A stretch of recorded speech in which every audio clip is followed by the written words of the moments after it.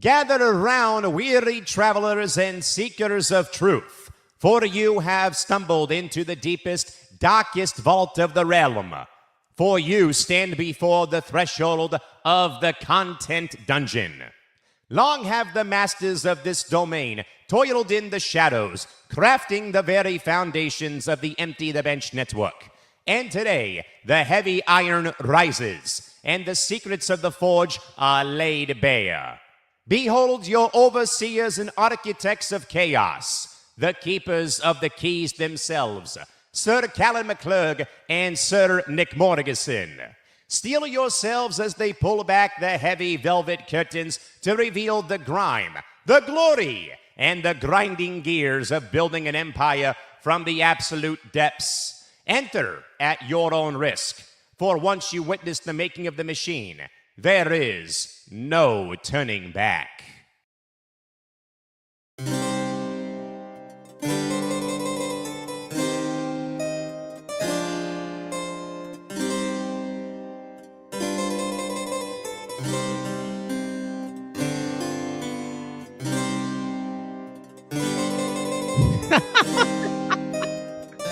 You know, there's been a lot of memorable moments of my 18 years in sports media, broadcasting, whatever. That right there might be either the best or the worst moment of all time, with the fake English accent that I don't possess, to open up the content dungeon for the first time on ETB. Well, first time in about 8 months, it feels like, maybe longer. But we are, though, folks, filling time on this Monday, July 13th, 2026. He, of course, is Nick Morgasen. I am Callan McClurg, and welcome to the pit of misery. I mean, the content dungeon here, as we fill our Monday time slot while our good man Nate Miller is traveling the world and back over in the great country of Italy on this Monday. Mr. Morgasen, how are we doing? And welcome to the Monday show. Here we are. Oh, wait, it's not press row? No, it's not press row. It's not cranium. It's not the lounge. It's not empty the pitch. It's not ETB sports. It's not anything. It's just us filling time for the next, 7 hours, I think we said. By the way, we will talk about the home run derby because a lot of people are watching us right now for during the derby, so we will get to that. But we might even do some reaction to the home run derby while it's on. But if you're wondering what this show is going to be, this is the behind the scenes, how the sausage is being made or how the sword is being meddled, as you said. But we'll react to some live events. It's not just going to be a behind the scenes show. Yeah. So there is a derby going on. We are going to react. Actually, my guy right now, Ben Rice, is up hitting for the Yankees right now for the derby. White rice or fried rice? My preference? Fried rice. But I prefer white rice, but okay. I'd eat either one, to be honest. But rice is rice. Wow. But no, we have a lot we're going to get into. Obviously, we'll react to the derby because it's on right now as things are going on. But you want to kind of give a glance from the outside of what this show is going to be? Yeah. So we actually, folks, if you've been with us since the playback days, I don't know if we would call it BC or AD. I'd probably call it PBB, I guess, the before or the playback era in general. Nick and I did this show a couple times in the evening just to kill some time. We were kind of in a way mapping out the week for our content. Again, we got 17 shows that we have here now, folks, on ETB, all of them live now, by the way, minus our 2 audio form podcast series on Apple and Spotify and on your podcast app. And we kind of pulled the curtain back a little bit for the playback community that we were trying to grow very well over on YouTube and over on Playback TV, I should say. And a lot of people thought it was kind of cool that we were kind of in a way burning midnight oil, kind of in a way just going live and rambling about sports. We were scheduling our content, talking about, some talking points for the programs. And we've had the idea on the bulletin board or on the scrolls for a long time, but never found a time to really bring it until we've now entered the summer, Nick, where obviously people are traveling out of town for a last minute or last time summer vacation, what have you, and coming on, though, in the early evening out west, kind of still prime time on the east, though. Also, although there is a major event going on, though, involving the home run derby, where again we will talk some sports, here and there and whatnot, but also you'll get to see though how we actually put together the week of coverage that you see on the network. We'll talk about where the network is currently at. We'll talk about some numbers. We'll talk about a lot of really, I think, cool things that I think a lot of people, Nick, don't quite fully grasp or understand about how it is to build a network like this. Again, you've been here since day one. I came in, April of last year, but been a part of two other networks who both had really great success though at certain points in time until, some things, and it's kind of like, when a band breaks up, sometimes that, things don't really work out as it is. And obviously, as I think I may have said during the lounge on Sunday, that when a new opportunity comes your way, when you're in my field, in our field of business, like you and I have been in radio or TV, or you've been in sports as I have for 18 years, you take that next big opportunity. And that's kind of where things are. So there's gonna be a lot of really fun stuff that's going to happen here. Some really serious stuff that's going to happen here. Again, as we said, we'll talk about, the network blueprint, what's coming up, and you'll kind of see us talk about what is coming down the pipeline for this year, the next 5 years, and also how we plan our week out when it comes to our content. Yeah. So, and by the way, if you think this is going to be a fully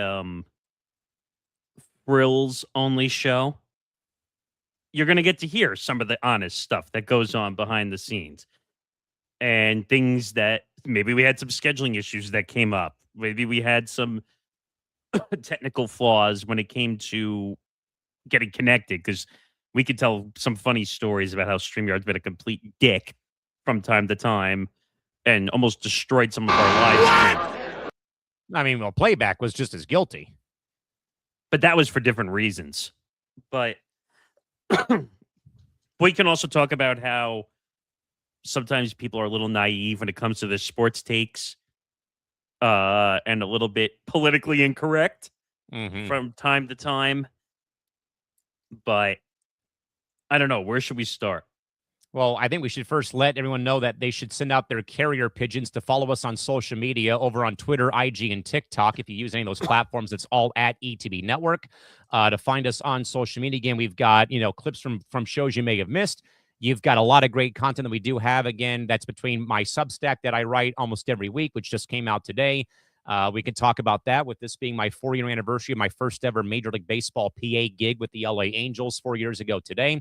Also, more importantly, also subscribe and like and subscribe over at youtube.com/ETB Network, as we have already now passed 2,600 watch hours, getting ever so closer to 3,000, and on the path forward for 4,000 watch hours as time goes on. Yes, Christy, we do have carrier pigeons at the very depths of this castle we've built here on ETB. It's dark down here.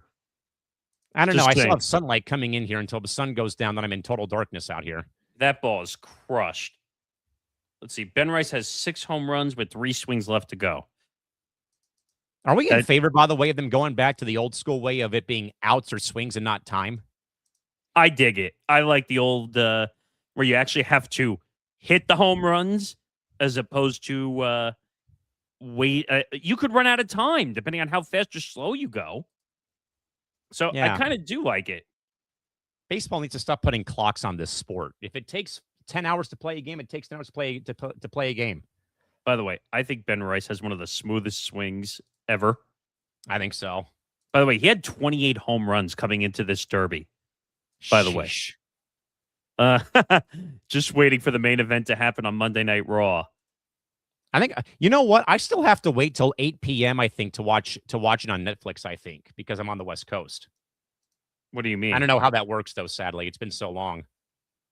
Wait, what are you talking about? To watch WWE on Netflix. Why? I think because of the I don't know. I've never watched Raw on Netflix, so I couldn't vouch. But I remember though that and sadly, this is the problem with social media a little bit. When it already airs on the East Coast and you're waiting until it airs in the same time slot. Oh, the delay. Everything gets spoiled before you watch the show. Yeah, you're talking about the delay. Like, the reason I can make this joke is because someone called me Howard Stern. I sound like the voice of Howard Stern on Instagram. Someone said that. Yeah. Howard Stern? Yeah, someone said I sound like Howard Stern the way I talk. Many years ago, this is back way before I was here. I was living at my old house about not even half, like maybe 10 minutes away from where I live now. And I was doing a March Madness show. I think I deleted like all my old content off my channel on YouTube, but I had someone comment, "This guy sounds like Jim Rome." I'm like, I don't know if I buy that. Like, thank you, but I don't know about that logic. It's a little interesting. Amazing. Amazing. Everything was 2 syllables. Everything. Or if you just get Frank Caliendo to do it. Oh, Frank Caliendo's the best. But yeah, so let's see. Rice finished with 7 home runs in his round. Not great. Great. We got to look at Barry Bonds and Albert Pujols sitting next to L. Duncan on a couch. They tried to make it look like a baseball bench, like on the field. I hate when people try to make things like blend in more than they should. Yeah. Come on. Give me a break. And I said this to Callan before we started the show. Barry Bonds looks like he lost 100 pounds. Yeah. It's because he doesn't have the steroids anymore. Steroids? What's that? What are those? What are those? But we'll continue to talk the Derby through the night because it's on right now. By the way, thank you to the near 300 people who are watching us just ramble incoherently for the next couple of hours here on inside the content dungeon as we fill our good man Nate Miller's Monday show slot here today. We appreciate you very much. Yeah, if you guys have any questions about like what's going to come with the future of the network, or if you've been a watcher and you want to bring up a funny moment or a stupid moment that's going on in this network, feel free. We are willing to talk within reason, as long as it doesn't include any secrets that shouldn't be out. But yeah, because we're not spilling the beans about any new content yet until we get to 3,000 watch hours. You got to wait for that special to come out. Well, we have some stuff that we said we were going to talk about tonight to kind of get through. But I mean, at least one comes to mind for sure when we get there. Yeah. But where should we start the show? I'll give you the floor to pick where you would like to start. Is this replacing Nate's time slot? No, this is not. Okay, so let me address this because this is actually that's a good question, Sam. So once Monday Night Football comes along, Nate's show is going to go to Tuesdays at 9:30. So actually, there's going to be double barrel action Tuesday into Wednesday, in the late evening, early morning. So Nate will do his show from 9:30 to 10:30, and then Callan will do Callan's Cranium from midnight more to like 1:30 because that's what it's kind of been. So he made a good call because you don't want to be on in the middle of Monday Night Football. By the way, Junior Camanero's hitting right now. What a tear this guy has been on. What a year. He's not a rookie, right? I don't think so. Wow, he is absolutely bombing them right now. By the way, if you do want to watch, you have to go watch it behind the Netflix paywall. If you were looking for it. Heartless, gutless, fucking shit, most godless, fucking gutless, fucking team. Thank you, Frank the Tank. Back to the question though. So, as Zan says, that makes more sense. It almost goes back to the phrase I like to use, why didn't we think of this sooner? Yeah. Yes, exactly. Thank you, Zan. So, to finish that, Nate will go from 9:30 to 10:30 Eastern, as Cameron just totally scorched another one. Another one. Thank you, DJ Khaled. But he will be 9:30 to 10:30 p.m. Eastern. Tuesday night, and then Callan will be on from midnight to 1. And it's really hard to have somebody on competing against Monday Night Football. If you know, and one of the newer things, which we've kind of talked about already, which is going to be part of our football content, which I think this would be a good show, our first show to talk about kind of what we're doing for the NFL and college football season. We're going to have a show called Football Night on the Bench on Thursdays. Yes, title done purposely to sound just like Football Night in America. I actually think that'll pick up in the algorithms really well because it starts with football night. So I think that we might get a good hit off that algorithm wise. I think so. But Football Night in America is your 1 hour pregame show leading into Thursday Night Football. And hosted by Tom Albano, who you will see a lot of. You're going to see a lot of us doing a lot of things once football comes back. Welcome, one and all, to the Jet Straight Emporium. Oh, God. So he will host. It'll be him alongside Christy Wilson, Grant Winsauer, and Michael Rapolo. They will be the mainstays of the show. And then you might see quite a few others, depending if their team is playing on Thursday night. Like, actually, we do have one occurrence where the Bears are going to play the Patriots on Thursday Night Football. Now Bears. So there might be a few instances. There might be a live stream actually attached to that one, depending on how that goes. But yeah, so that'll be another one. Thursdays are going to be stacked To the brim, baby. And if I'm looking at Thursday already, so moving the goalpost, noon Eastern, leading off the day. Then we will go Bando's Breakdowns, 3 p.m. Eastern. And then what do we have following that? Oh, is that hitting for the cycle? Gotta be. Yeah. So we have a bunch of shows. As Cameron just destroyed another one. 11 home runs with 2 swings left. Sheesh. So Thursday's going to be a stacked day. That is number 12. Wow. Yeah, Zan says, yes, if we're talking about Thursday, it's going to be stacked. Yeah, so Thursday's going to have a lot of shows. And then Friday, Unnecessary Wagers, which we were trying to figure out, is going to stay on its 5 p.m. Eastern time slot. And then Forecast, which originally was going to be 6 p.m. Eastern, which it was for the past couple of years, is now going to be 7 p.m. Eastern because we can't have 2 shows butting up against one another. So that will be 7 p.m. Eastern time during the football season. That's our pick show. It's not NFL Live. It's not, you're not going to see us breaking down the dime package a million times. 46 defense. Or you're not going to see us calling out defensive formations and going into the film room. If Nick D was listening, that's a reference back to a network he hated. But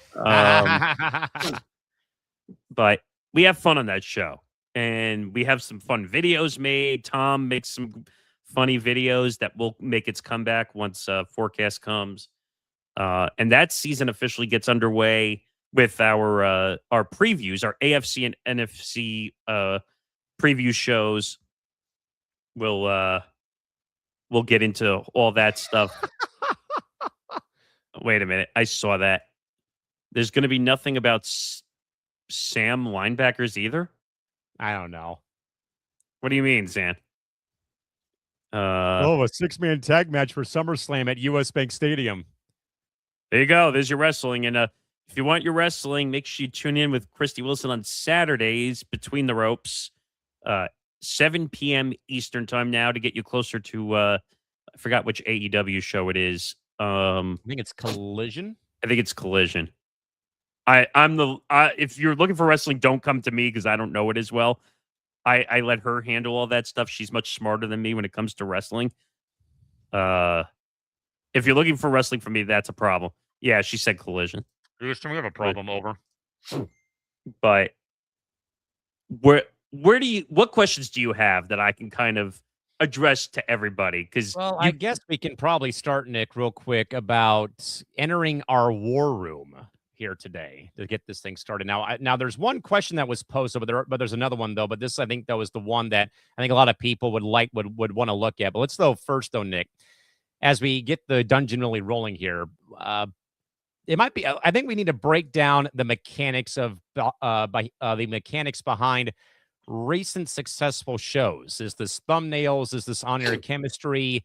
Hitting the algorithm right, though? Or maybe, Nick, as we have long said, just with everything going live now, and we're no longer having to do a lot of back end, production when it comes to tape to lives and what have you. I think just putting it out there live and giving the raw reaction instead of just sitting on it for 2 days has been the biggest help.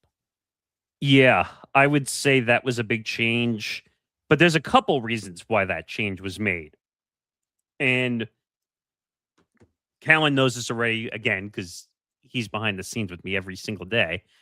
I was the one doing all the video production, and you can tell everybody that's not a joke. I literally It's not a joke, because before you people before everyone gets to see us live here doing the show, this is what we do on a nightly basis when I'm not out downtown watching the Padres or at work. Is we're sitting here planning out the whole week of coverage, and having been a part of being the lead of creative direction for the network, I have sat here and had to listen to Nick scrub through audio, scrub through the video feeds to find teasers, and then making all the social media clips for all the shows and stuff. That it's been very much a 1.5-man production for quite a while getting all this off the ground. But when I say literally, I was the one producing all the recorded shows we put out, and I'm going to pull you for a second. I'm not doing no ABS challenges here. No shot clock violations. But I literally would produce every show once they were taped. I literally put all the intros in. I had to put the teasers in, all that stuff. That was me. Every show you saw go out to the YouTube channel was me. Everyone was hosting their shows, but I had to do all the back end work to get it all figured out. And I said to Callan one day, this is just not a good use of time. And we need to be live. Oh, Mr. Hometown Southpaw is up at home plate. Mr. Kyle Schwarber. So we're halfway through the first round finally. Oh, it's he's doing his Ken Griffey Jr. impression with his hat. Oh, that's another one doing their hat backwards for the home run derby. I don't think Bryce Harper will be too much of a prude to do that, right? He may have done it when he was in D.C. when he won it. That ball's crushed. I hope Bryce breaks out the pencil bat of the Philly Fanatic bat. Didn't they get in trouble a couple of years for like using ridiculous bat logos and stuff? I remember a couple of years ago they got in trouble for that. Possibly. But what was I saying? Oh, so I told Callan, I said, this is not working. This is not a good use of time at all. And it was time to make a change. And also, when you sit on content for 2 days, it gets old fast. We live in a 24/7 society, okay, where news changes what feels like every 5 seconds. So I said, why don't we just do all the shows live? And you looked at me for a second and said, can we do this? And I said, why not? And the amount of production time went down, which made it way easier for me. I could get us on the right track to get more shorts, and we'll get into that side of it too. But we needed to produce more shorts and reels so that people could see us more on the social media sites, because sometimes we'd go a week without posting a short, and that was not good. So now all the shows are live, and it makes, sometimes we can change the title an hour before the show if we think if a topic needs to really be in. Like you put the McGregor topic in yesterday for ETB Lounge. We've done that, and we did that with all the USA men's national team streams on Empty the Pitch. We've done that for the World Cup streams that we have done every Saturday morning with myself and Trevor Williams. So it does make a difference because you're going live when events are happening as opposed to waiting. And you get more people watching live because they want to see something live. Yeah, and I think they also want to be able to react though too in real time, as well as, again, you sit on it for a couple days, and then the news cycle changes. Like literally, you'll see us kind of go through our press row rundown which, by the way, we will be having the show Tuesday this week, not Wednesday, due to some scheduling conflicts that popped up on the radar on Wednesday. So we'll be doing the show Tuesday morning at 1 p.m. Eastern, not at the usual 2 p.m. time slot Eastern time tomorrow. Also, Zan does, in fact, confirm that we did that as well as this morning for his program as well on Bando's Breakdowns. That also happened along with Zinger Part 2, which I think has always been live, though, I want to say, but I might be wrong. But Zinger Part 2 has always been live. That's another thing. You bring up a good point with that. Also, we were doing stuff on Substack for a period of time, and that's where a lot of the extra shows were going, and playback and all that stuff. Then playback went belly up, spending $22 million and running out of money. That's no joke. You can look that up publicly. That's what happened. It's out on many platforms have written it up. And plus, I know we interviewed Brandon Towers, who I forgot what his job was. He was like the VIP head, we were a partner account. Kind of like he was kind of like a liaison between upper management and the rest of us. So, like, if we ever had a question, he would answer it. No problem. By the way, Zan said ZZ Part 2 was originally a playback idea. I forgot about that, Zan. You're right. Oh, leftovers. Moving the goalpost leftovers. No, that was before playback. Him and Nick D pulled me into that sometimes after Sunday Night Football. Sometimes and it was a great time to be on after Sunday Night Football because you're getting all the live reaction. Yeah. And that kind of gave me the idea slightly of thinking about going live with all the shows. Mm-hmm. Because you taste that hundreds of viewers. We've seen it on Press Row. When we did the WNBA lockout stuff, I think we had a stream that hit 1,000 viewers at one point. I heard pretty close to it. I mean, we were between 700 to 1,000, and we had a bunch of new people subscribe. New people gave their thoughts, which was great, which, we really appreciated, again, having everyone give their input on where things stood. So, and by the way, you'll see, we'll add some sports stuff to the titles eventually. This was just the first episode, so there was really nowhere to go except for the Derby, really. It's a pilot episode, folks. It's a pilot episode. There's really nothing else on besides the Derby tonight, either. Yeah. I mean, it's not NFL or college football season yet, so there's really nothing on. The NHL is over. The NBA is over. So baseball, this is a rare baseball in the spotlight situation. And that in Wimbledon just ended on Sunday. Which, by the way, congrats, Yannick Sinner, for back-to-back Wimbledons. That's steroids. Even though he claims that his masseuse had a steroid cream and that gave him that gave him the PED violation. And yes. Read my 45 plus articles since June of your while watching this.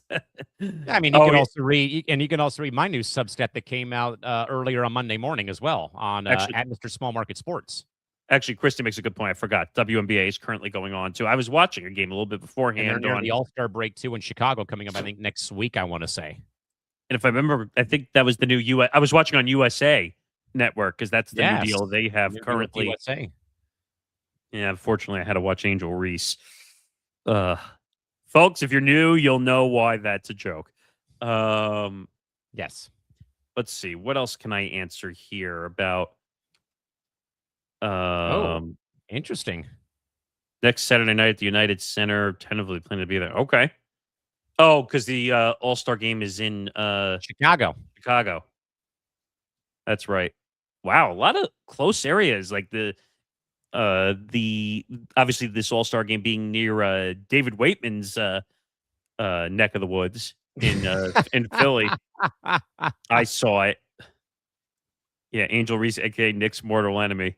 I'm telling you, when we get the merch store, and by the way, the quicker you get us to 3,000 watch hours, the quicker we can make some funny merch, because I have some funny merch ideas. And one of them is going to be, oh God, what was the joke we were making about the rebound?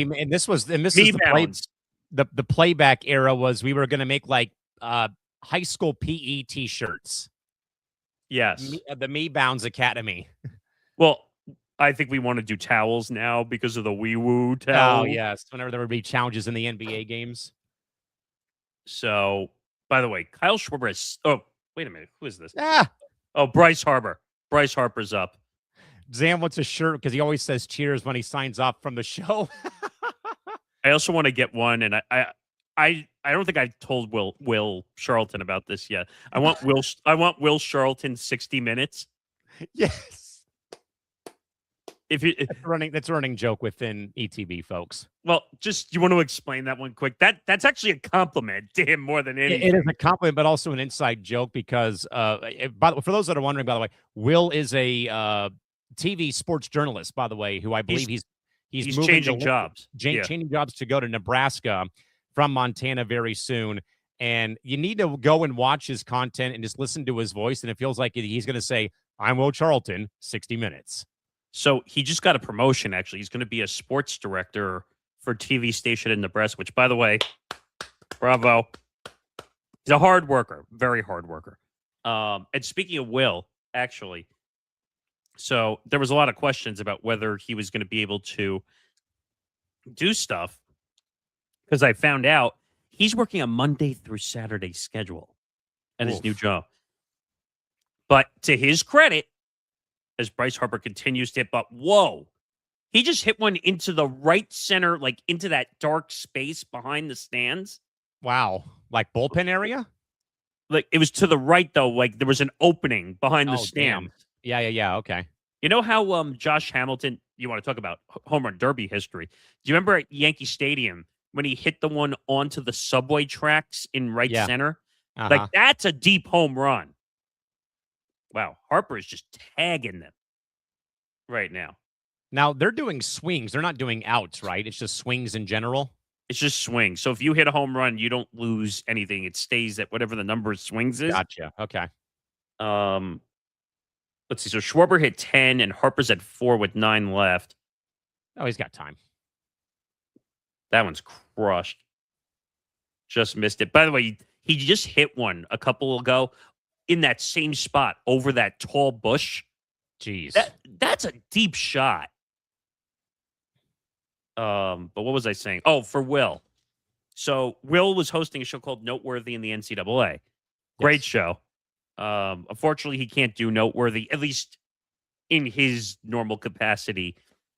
So Will is going to move over and join, and we're going to expand Zanzinger Part 2 as Harper hits one into the second deck.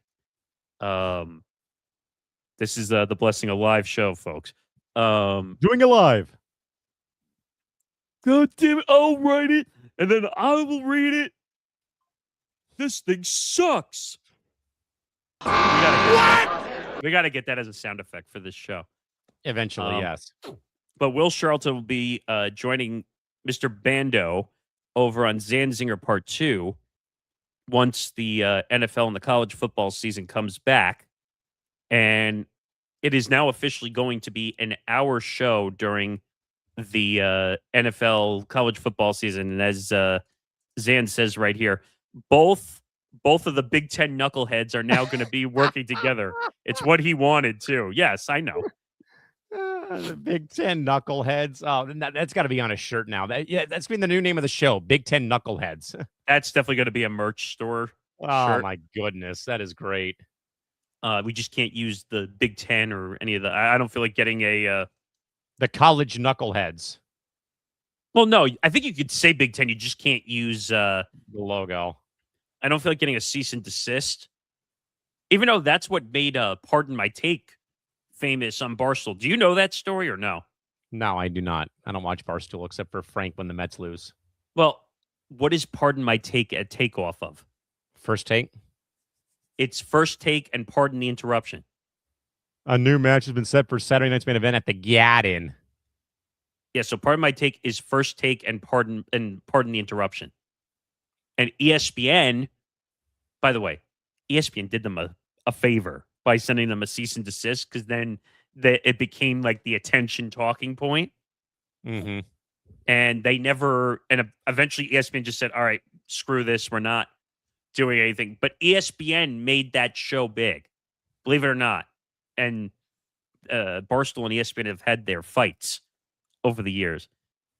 They almost did a show called Barstool Van Talk, which would have been Big Cat and PFT. Mm-hmm. But what was I saying? So yeah, so Bando's breakdowns, Zanzinger Part 2. Same person, different show. Will now be an hour show during the NFL college football season. And Will be on for the second half of it for the last half an hour of the show. Zan will do all the other sports stuff, a lot of NFL leading into the Sunday slate. And then Will join for the last half an hour. They're going to do all the college football recap and look forward to the new week in college football. So Will still be here, which I'm happy about. Him and I had a long chat. It was a good one. I'm happy for him. He got a promotion. He had to move 1,000 miles. A promotion? But he had to move like 1,000 miles just to from Montana to Nebraska. As Zan says, it's probably going to be mainly NFL and UFC for the first half because the UFC is not going to have a week off for a very long time. I think he meant to say moving forward. Well, yeah, they just had a week off about, I think, a week ago before leading into UFC 329, which, by the way, Connor just completely roundhouse kicked everybody in the throat. No pun intended. By the way, I'm going to give you another stat that's going to blow your mind because we are going to talk about gambling on this show too. Not what we're betting, just how the business has been affected. Did you want to take a guess what the percentage of money was on Connor for the fight? All of it? No. But it's still a shocking number. How much? 92% of the money was on Conor McGregor.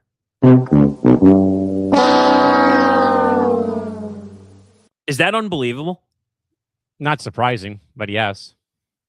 Conor really didn't have a shot. No. Now, I had picked Holloway to TKO somewhere first, second round. Because Holloway, I think, was just the better fighter. But, of course, Conor's the main sell. By the way, 69 seconds. Nice. Nice. But you want to know how much he got paid for that? Well, their negotiations are done before they even hit the octagon. 69-second fight. He breaks. Well, we don't know what the injury is. Allegedly, it was a torn ACL. $30 million. $30 million. What? So, 69-second fight. Nice. And What? made $30 million. If I'm not mistaken, I think Holloway made like $3 to $5 million. And he was in. What? Well, Conor was the big sell, unfortunately. And the thing is, he should just retire and move on. But of course, I'm sure Zan will say it too. Conor's the big sell because of his name, and will always be. And I thought Dana was acting really funny in the press conference after the post-fight press conference. Well, his for deciding to do a roundhouse kick right out of the gate. You're a turkey! Yeah, well. But I'm like all over the place here. I got to try and stay on one situation. What are you got, Sam? Chandler tweeted that he's excited to see how everything plays out with McGregor's recovery. He did it with a smile, too. Have a Coke and a smile. I know what Hey, for AJ. Zan loves to play this up every single time because of the whole Tough Enough series. Well, the Ultimate Fighter, our series is called Tough Enough, but which Zan will be doing solo this week with Tom on vacation. Tom did a solo one, I think, last week. Yes. I think. So where was I going with that? So like Zan and I like to kind of bust Tom's balls from time to time about the whole Conor versus Chandler thing all the time, that they should just get the damn fight over with. Yes. Just get it over with and call it a day, man. Well, it was 2 weeks ago, Zan said. I was on with him last week. Okay. But they should just find the way it works on the Ultimate Fighter is the coaches are supposed to fight at the end. Except this is a rarefied air because of Danielle Cormier and Bisping, Michael Bisping, obviously are not going to fight one another. Just going to say that now. So that's the one of the rarefied airs where the two coaches are actually not going to fight at the end. But the Connor Chandler thing never happened. And that was like one of the more highly anticipated fights that was supposed to happen, and it never did. It's kind of like the LeBron syndrome, like just say what's going to happen so we can move on with our lives already. But it's been like 5 years. Like, and Connor, and by the way, I think Connor was just frail. I think that's why he got hurt. When you don't fight, That's why I said on the lounge on Sunday, I wonder how much of that broken leg that he suffered years ago is still like not fully there. Oh, I don't think Connor was not going to survive that fight, even if he went as long as he did. I just don't see that happening. And it was funny because the UFC was preparing for scenarios if he won. I don't think he was ever going to win. No. 3 years. They were supposed to fight in 2024, which was a year after the season aired. Oh, that's right. Jeez. But I don't know, man. But that's some of the catch up of the schedule. Any other questions about the schedule I can kind of put out there for everybody? What, from your perspective, would be absolute victory by New Year's Eve of this year for the network?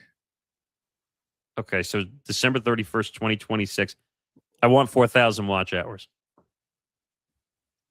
I want this channel monetized. That's been our goal. Now that we're live and we can hit those watch hours faster. And if you're watching right now, because a lot of people are probably watching on X, go over, spend a few minutes watching on our YouTube channel, youtube.com/ETB network. It helps. It helps us get to our goal faster. If you get us to 3,000, we could do even more things, offer more things. And we can put merch out. We can have fun with some merch drops. Yes, like and subscribe. But if you help us get to those 3,000 and 4,000 watch hour goals, we could provide some more fun things down the line, which Callan and I have a lot of ideas up our sleeves, like a lot. Some that he and I can work on, and some that are going to involve the whole network as a whole. I still want to do the 24-hour marathon show. Well, with a charity component, yes, attached to it. That I made that clear to Callan that was something I really wanted to do as a charitable component. Hey, if it helps us get to our goals, that's perfectly fine too. But I've always I like the St. Jude's Foundation. That was one I've liked. The Cancer Research Foundation, all that stuff. The V Foundation. When in California, the fires. Yeah, when the last big fires came through, the old network I was on, we did not really a fundraiser, but we did air a screen, like a graphic, basically about where people could go and support the Red Cross efforts for the Palisades fire and the Eaton fire up in L.A. But I'd like to do real charity in that regard. Oh, Christy says the American Heart Association. Relay for Life is another one. I've been to the event before. Yeah, the Gulls, the hockey team I announced for, we do a Relay for Life event every Hockey Fights Cancer night, which is usually in January. So I'd really like to put together a 24-hour marathon where a bunch of our shows take part in it. And we even said we'd play some live video games for some of the streams. Yeah, and I know Tom's on that right now for the baseball lockout. Well, it's funny you say that because that could be another topic down the line when we do this show also. Like, what the heck are we going to do when MLB locks out? Now, there's plenty of other seasons that happen to be on during this time of the year, though, where you're in the middle of the summer and there's nothing else really on. Oh, Gridiron Greats, the Football Legends Gala. Oh, yeah, this is the thing Zan was telling me about. This is I think one in the local area that he goes to. A lot of big names showed up to this event, too. That's cool. Cool event. Tom, and Zan, you're going to have to remind me because I can't remember the name of the event, but Tom goes to I think it's a full media event, but like a lot of UFC and a lot of and I can't Zan, I can't remember the guy's name. So you're gonna have to help me out, Zan, because I can't remember the name of the event that Tom goes to every year. But it's like a big event, and it's a Hall Oh, of this is Fame. pretty cool. Yeah, he says I go every year. It's cool. I took Grant last year. Well, full disclosure, Zan and Grant live near each other. I don't think it's close, but they live near each other in the Chicago area. But what is the name of the dinner, Zan? Because I can't remember. If you can write it for me, let me know. But to get back to the goal, because you were asking me about the goal, I want to be monetized before this year ends. Oh, thank you, Zan. The Teddy Atlas Foundation dinner. Yeah, one of my favorite boxing commentators and analysts of all time. It's a huge dinner, and it's not just UFC, MMA, people that show up. Like, I mean, you might not love when I say this, but like Stephen A shows up to this event. Like, a lot of people show up to this event. It's a huge dinner.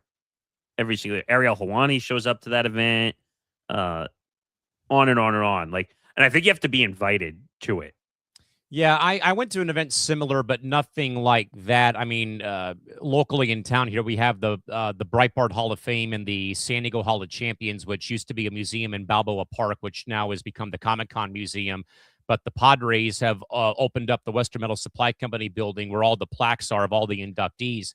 I was fortunate enough, and I actually mentioned this, I think, Nick, on a Small Market Edition episode, which is part of the ETB audio division going on, that I happen to know Candace Wiggins. Her dad played Major League Baseball for a long time. He died of AIDS back in 91, and his daughter became a very big women's basketball player, but she left the game very early in her career, like age 27, about 10 years ago. And because she was a big star here locally in high school, she was inducted into the Hall of Champions. And I happened to interview her while I was in college back in 2014. And obviously, having grown up here, knew about her father, knew about her career playing high school hoops here, that when she was on the ballot to be inducted, I'm like, I got to find a way to go to this to the event. And the dinner is like very expensive. You have to buy a table, but you're amongst like, San Diego royalty when you come to the event. So I happen to know her cousins at one, still know her cousins. They live here in town, about half an hour away from where I live. But regardless,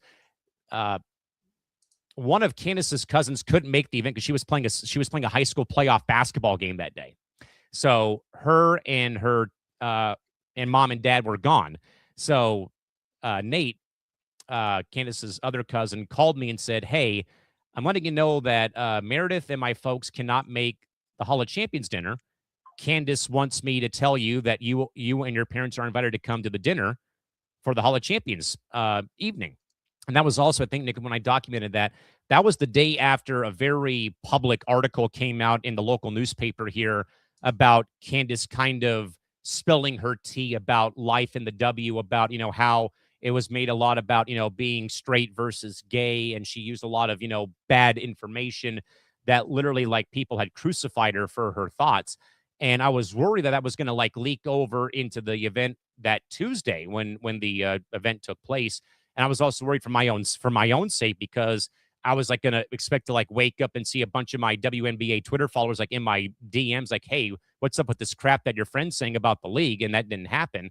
But come Tuesday, it was like nothing happened within the confines of the hotel and resort that we went to for the event. Long story short, though, we're sitting at Candace Wiggins' table. So her mom's there, her sister's there, family of Alan himself, who played for the Padres, showed up. Of course, Nate showed up, and me and my parents showed up. And it was a very much like a dress-up suit and tie event. So I put, all that sort of stuff.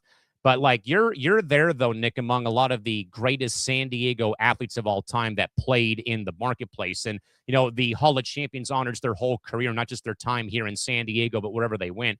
So like Willie O'Ree showed up, Rolf Benershka showed up, Ron Kapp showed up, Phillip Rivers showed up. And this was, Nick, the year that the Chargers had just left to go to LA, but Phillip Rivers was honored with some big award for like his last year with the Chargers. And I documented, and this is again, kind of, again, a little, self-promotion of the Small Market Edition podcast. But I remember doing the episode, Nick, about when the Chargers drafted Eli Manning and how that whole thing played out, and we ended up getting Phillip from the Giants.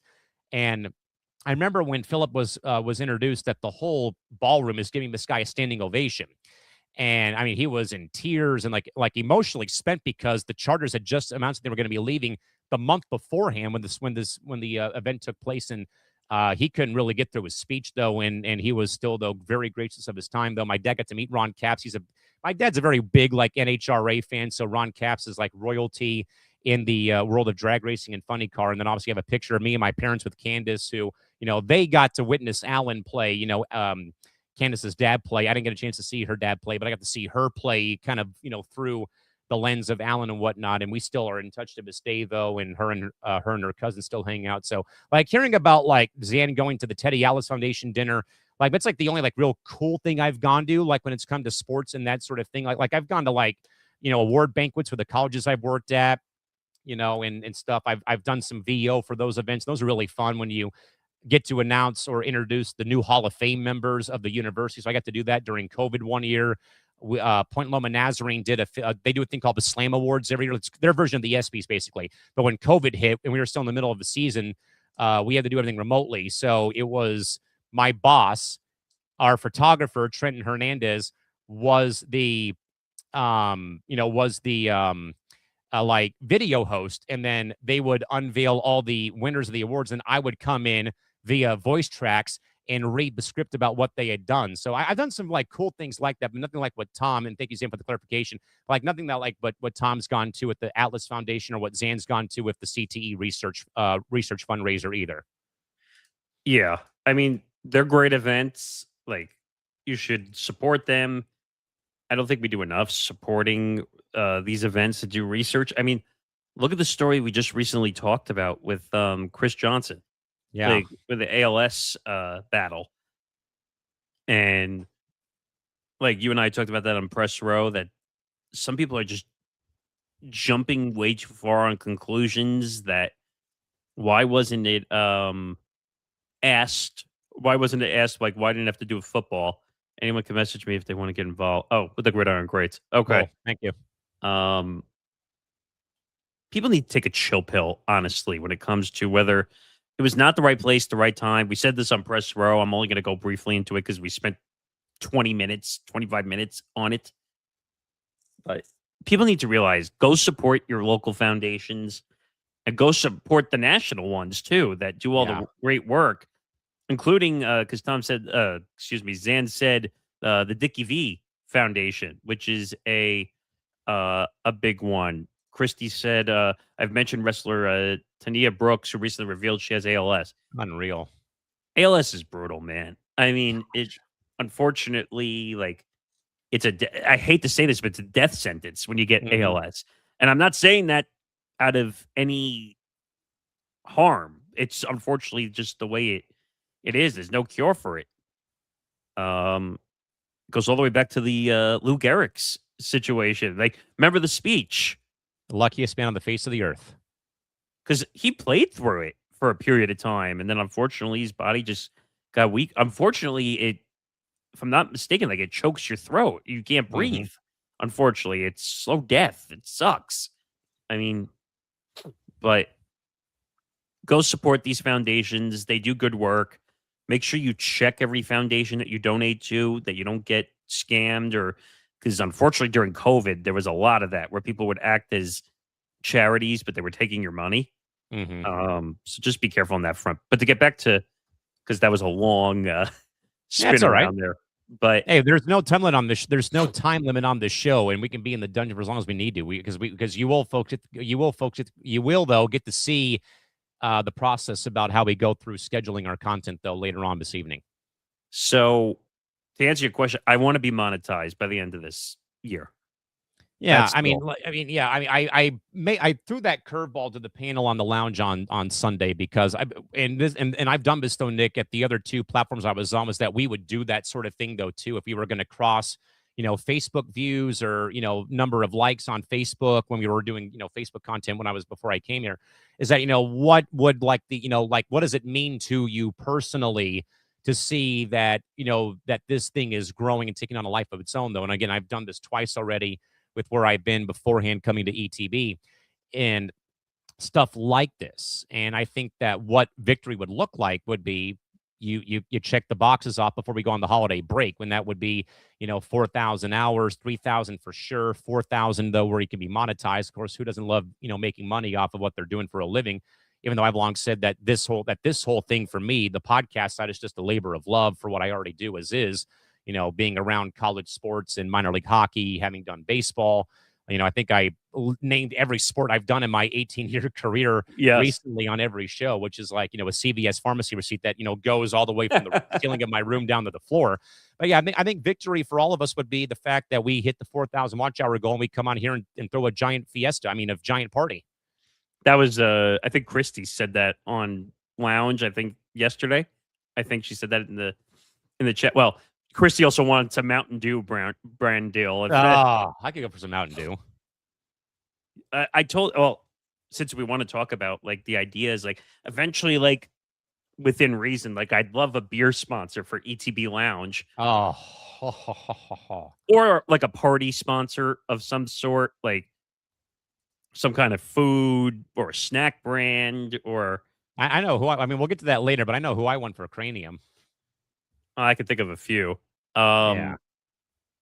But yeah, monetization is the goal by the end of this year.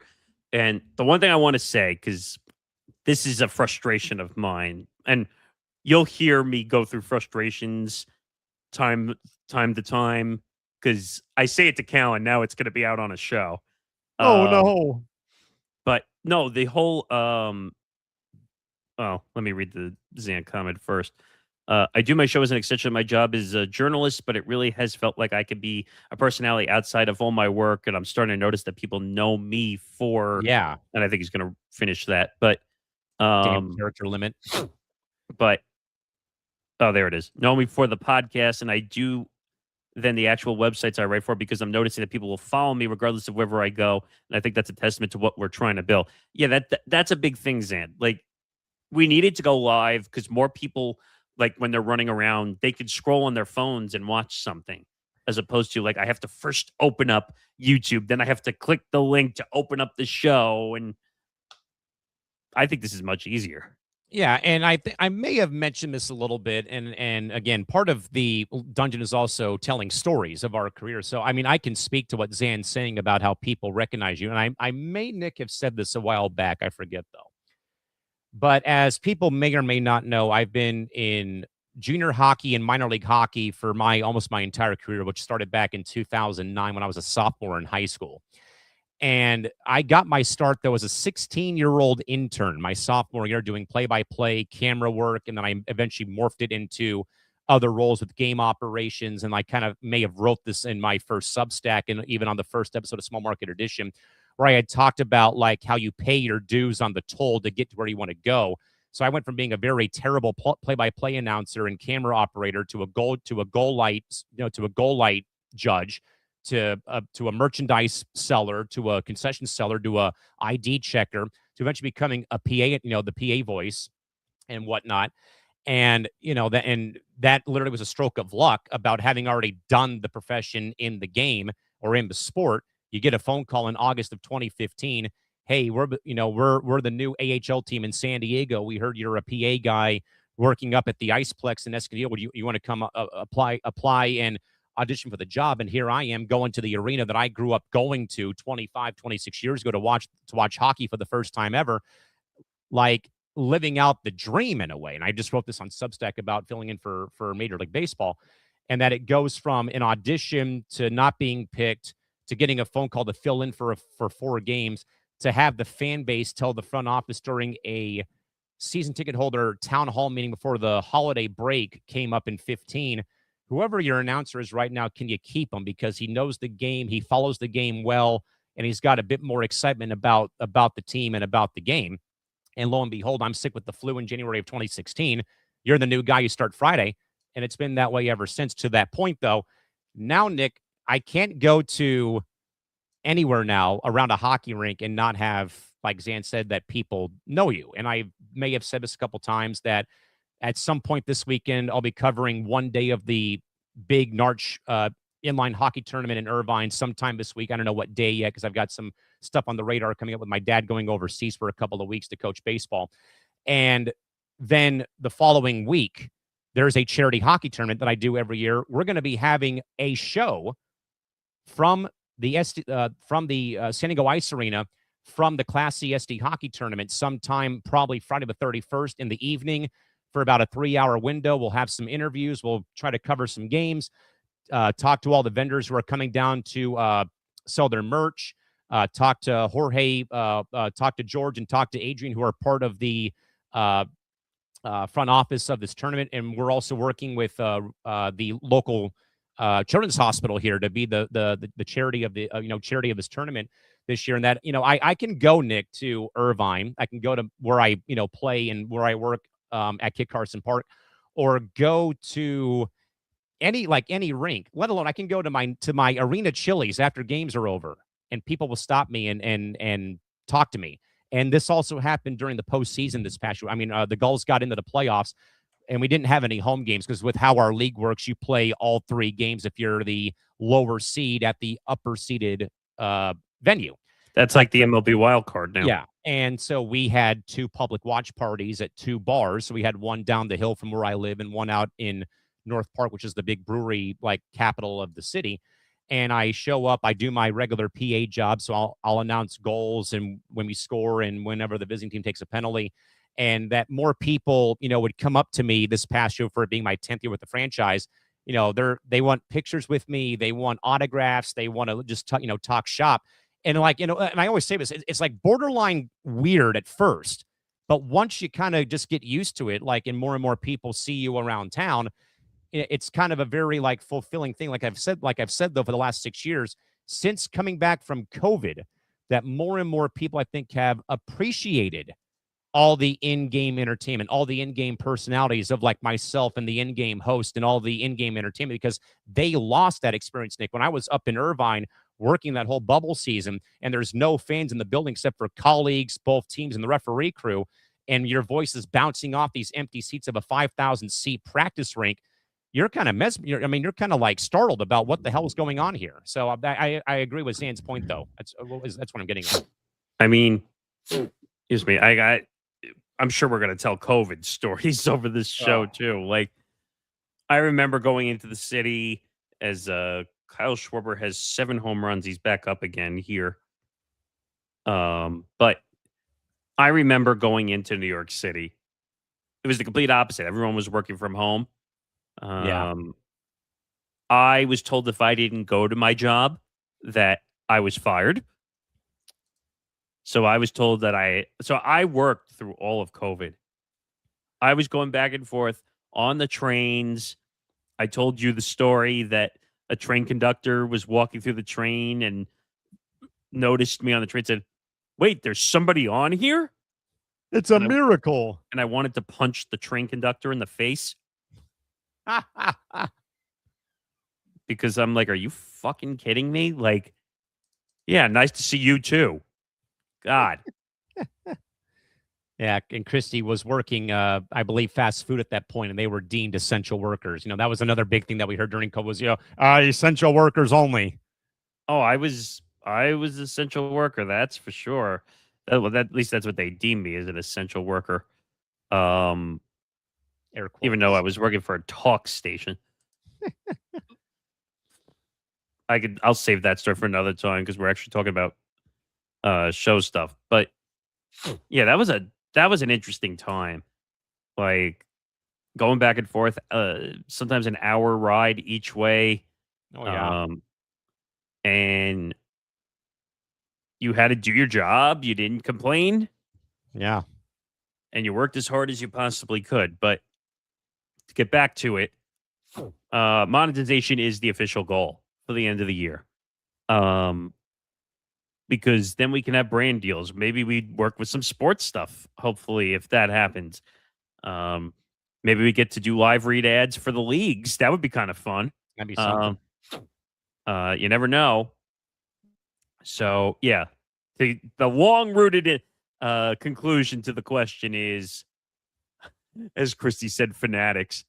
That would be great, actually. The official merchandise partner of the Empty the Bench Network. I went to the event for the first 2 years. It's a fun event. I got to see Kevin Hart doing his Cold as Balls show, like in the bathtub. You want to know who was in the other bathtub? Did I shared those pictures with you, right? Was it Wemby? It was Wemby. They had to build a special tub because he's so tall. But I was standing because it's standing room only to see how close you can get. At one point, I was standing like right at the bottom of the stage. Like, it was a cool experience. It's just I had no one to go with. You need someone to go with when you go to these type of events. Yeah, going solo to places like, believe me, I can get lost, or not lost, but like I enjoy going to like a baseball game solo because I'm like on my own time. I don't love that. Well, also because of how I watch sports and from the announcer perspective and the former player perspective, I kind of have to talk to myself about certain situations or, where things are at with the game. And matter of fact, James Gonzalez, actually, him and I, we went to a couple games already this year, and he's like, dude, I got to go to more games with you because you know what you're talking about, and also like your perspective of like being a one-time player and knowing the game in and out about certain situations. Plus, you have the the announcing, like the announcer perspective, like that's what I, and like I enjoy that sort of insight. Like my insight's not all all that great, but it's something that I do take pride in. So like I can go to a baseball game solo, but like going to like a theme park or going to like a like Comic Con or Finex Fest, you kind of have to go with a group of people or like with somebody else because it's kind of like I wouldn't say boring, but like you're there by yourself and no one's really and no one else is with you to like soak it all in with you is what I'm kind of getting at. By the way, thank you to the 400 people that are in here watching right now. Thank you for everyone who's coming to watch the pilot episode of the Content Dungeon. As we say, this is going to be a show where you're going to get to hear the good, the bad, the ugly, the indifferent, the future. Okay, Clint Eastwood. You're welcome. But the one thing I want to get to, so that's the answer. I want this channel monetized by the end, the YouTube channel, because that's the goal we're heading towards right now. Now, one of the frustrations I have, and we're starting to fix it, is like network Instagram stories or when we put stuff out on network social media accounts. If you're tagged, you should be sharing. You do it well. Zan does it well. Tom does it well. Christy does it well. Christy does it well. Emart does it very well. But it needs to be a collaborative effort. If you look at all the networks, like, and you're going to hear me use Barstool as an example a lot because they're good at it, is when their stuff goes live or they have a piece of content that goes out, they're quick. Their whole ecosystem is quick to cross promote and share because when they help each other, then it allows the content to be reached by multiple audiences and by multiple people. And when you work as a team, everyone does better as a team. So that's one frustration I've had from time to time where like we build these network Instagram stories. Now people are starting to share the Instagram stories, but sharing an Instagram story is like sharing a picture or sharing a carbon copy of a picture. And I try to tell people that you got to build a separate active YouTube link to get the process over. Because if you don't put it, you know what I mean, right? Like when you just share an Instagram story, it's a picture. Yeah. You're not getting anything. You understood what I was saying eventually, that you have to put an active link in there. Otherwise, it doesn't work. Otherwise, people will click on the thing and then they have to click on the network account, then click on the story, and then they click the link. Well, no. If you go to the network's Instagram story and you just share the picture, it's just a picture. You can't click anything on it. So that's why I tell people, like, hey, put the links in. That's a big thing. You notice that people don't even retweet sometimes when we put stuff out. Network account. Barstool does a good job with it. ESPN does an incredible job with it. Where if they're in content, they're the first ones to retweet. Now, they're making a lot of money, so you would think they would want to share. And also, a big thing which I've said to you before, don't you want to be proud of the content if you're being tagged in it? Wouldn't you want to share you'd want to share the content, right? Yeah. and not at midnight Eastern, 8 hours after the show airs. You're welcome, D-Mart. No, because what's the point of retweeting a live premiere thing at midnight if your show is on at 4 p.m. Eastern? Correct. Yeah, that doesn't really help the cause because it's not live now. It's on archive and replay. So that's a frustration I've had for a while. Like, let's see, who's up now? Oh, Wilson Contreras is up. He's got 8 home runs with 1 swing left. I don't know what round they're in right now. They're in the semifinals. I know that. That's the one frustration if I had to take something out on Netflix right now. They have nothing on the screen that says what round it is. Idiots. They've had the home run counter and the swing counter up the whole time, which is good. Oh, yeah, I would hope so. But they don't have what round it is. Because what happens if you're watching it like me right now with the sound off? Mm-hmm. But yeah, that's a big thing. And hopefully you agree with what I'm saying about like the retweets and the shares. Yeah, I mean, you should be proud of the content you're about to take part in and you're about to create. Content creator. And also, well, yes, but remember that term I told you, content funnel, which we're trying to create a content funnel, as Wilson Contreras just missed one completely. 8 home runs to finish the round. Not bad. Smaller numbers this time around without the time. Yeah. But I wish more people would retweet and share.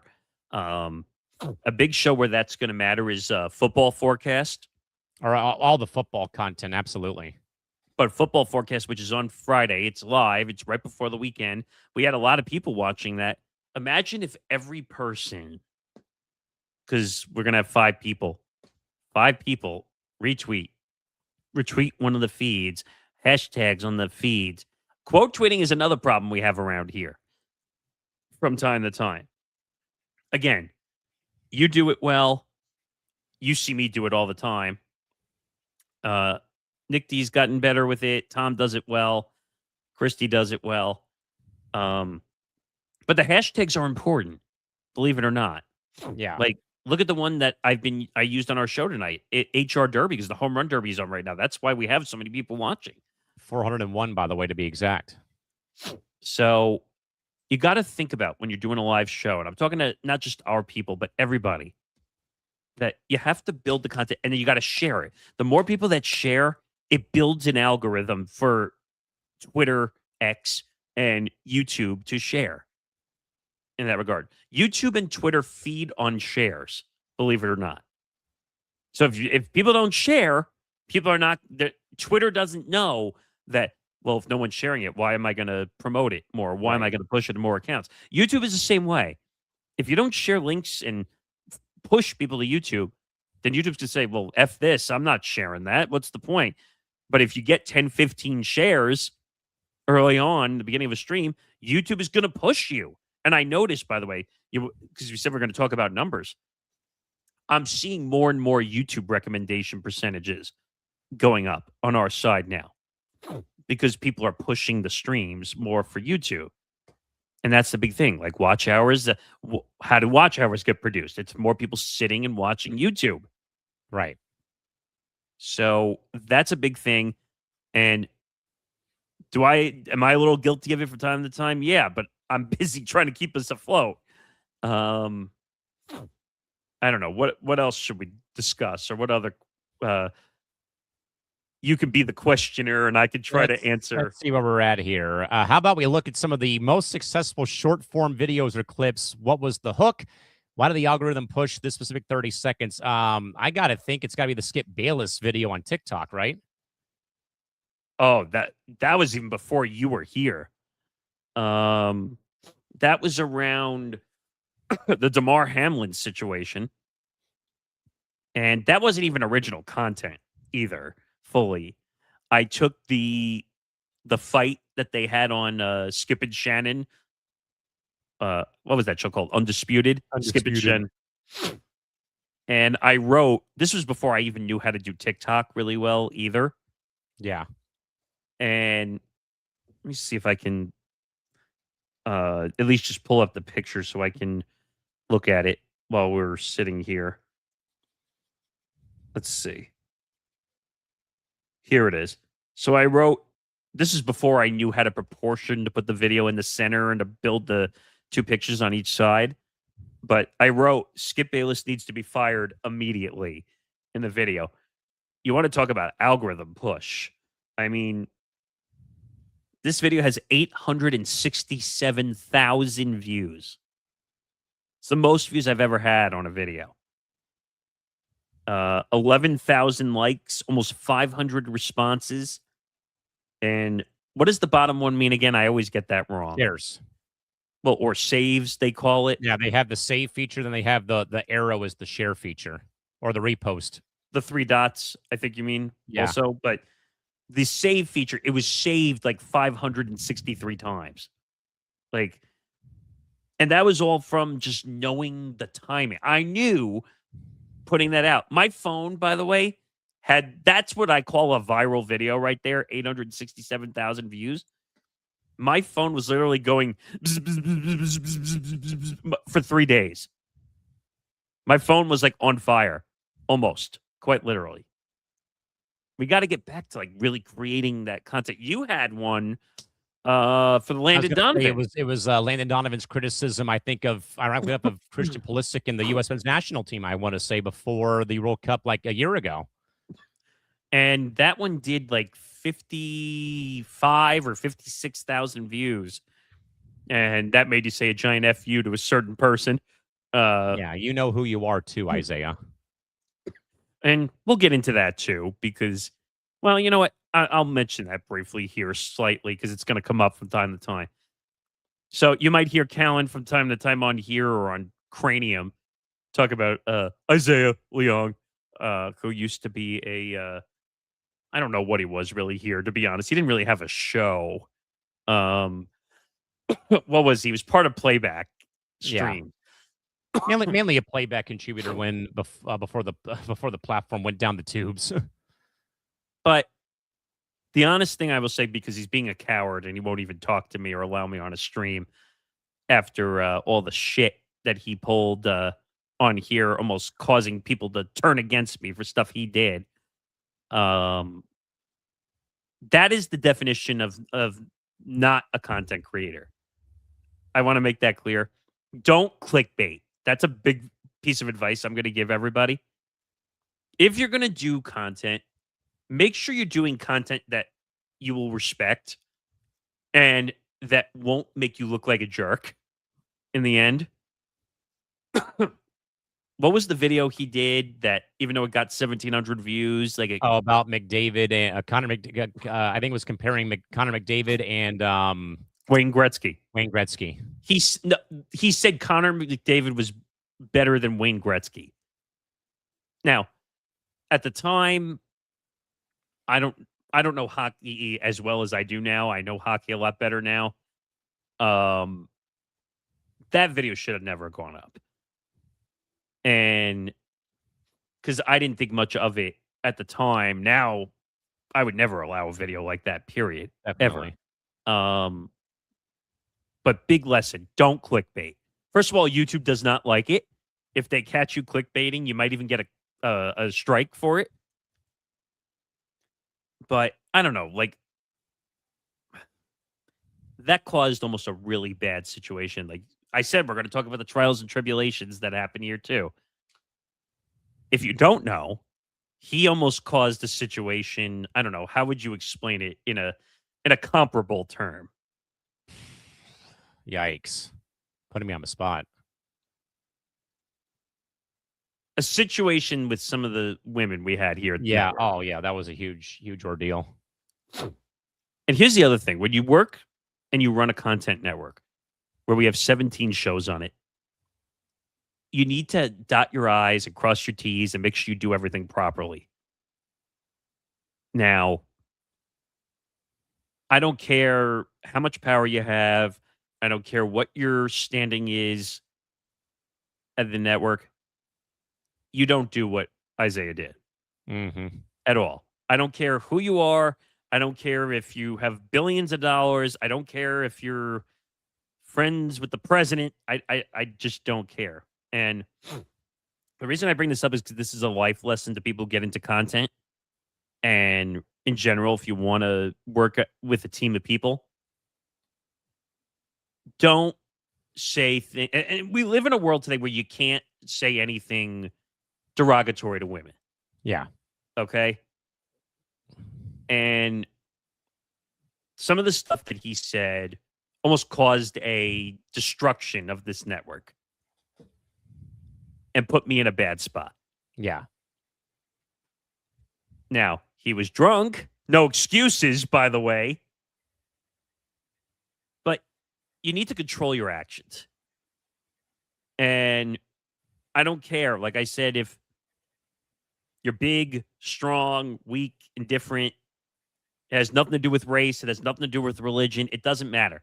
I would get mad at any person who did that. Okay? And I don't want to hear this bull crap anymore of where he'll say to you from time to time, well, I'm living rent free in his head. Which that drives me crazy, by the way, when a statement is made like that.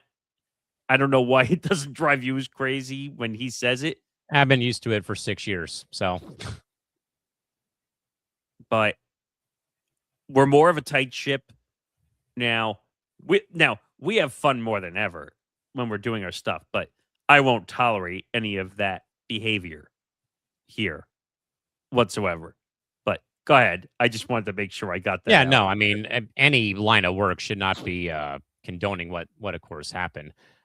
Anything else that comes to mind for like, successful short form videos or clips? I mean, I think the Alyssa Thomas clip from Cranium is like at over 1,000 on IG, I want to say. I think on TikTok too. Or That pretty video damn close to it. That video did well on both platforms.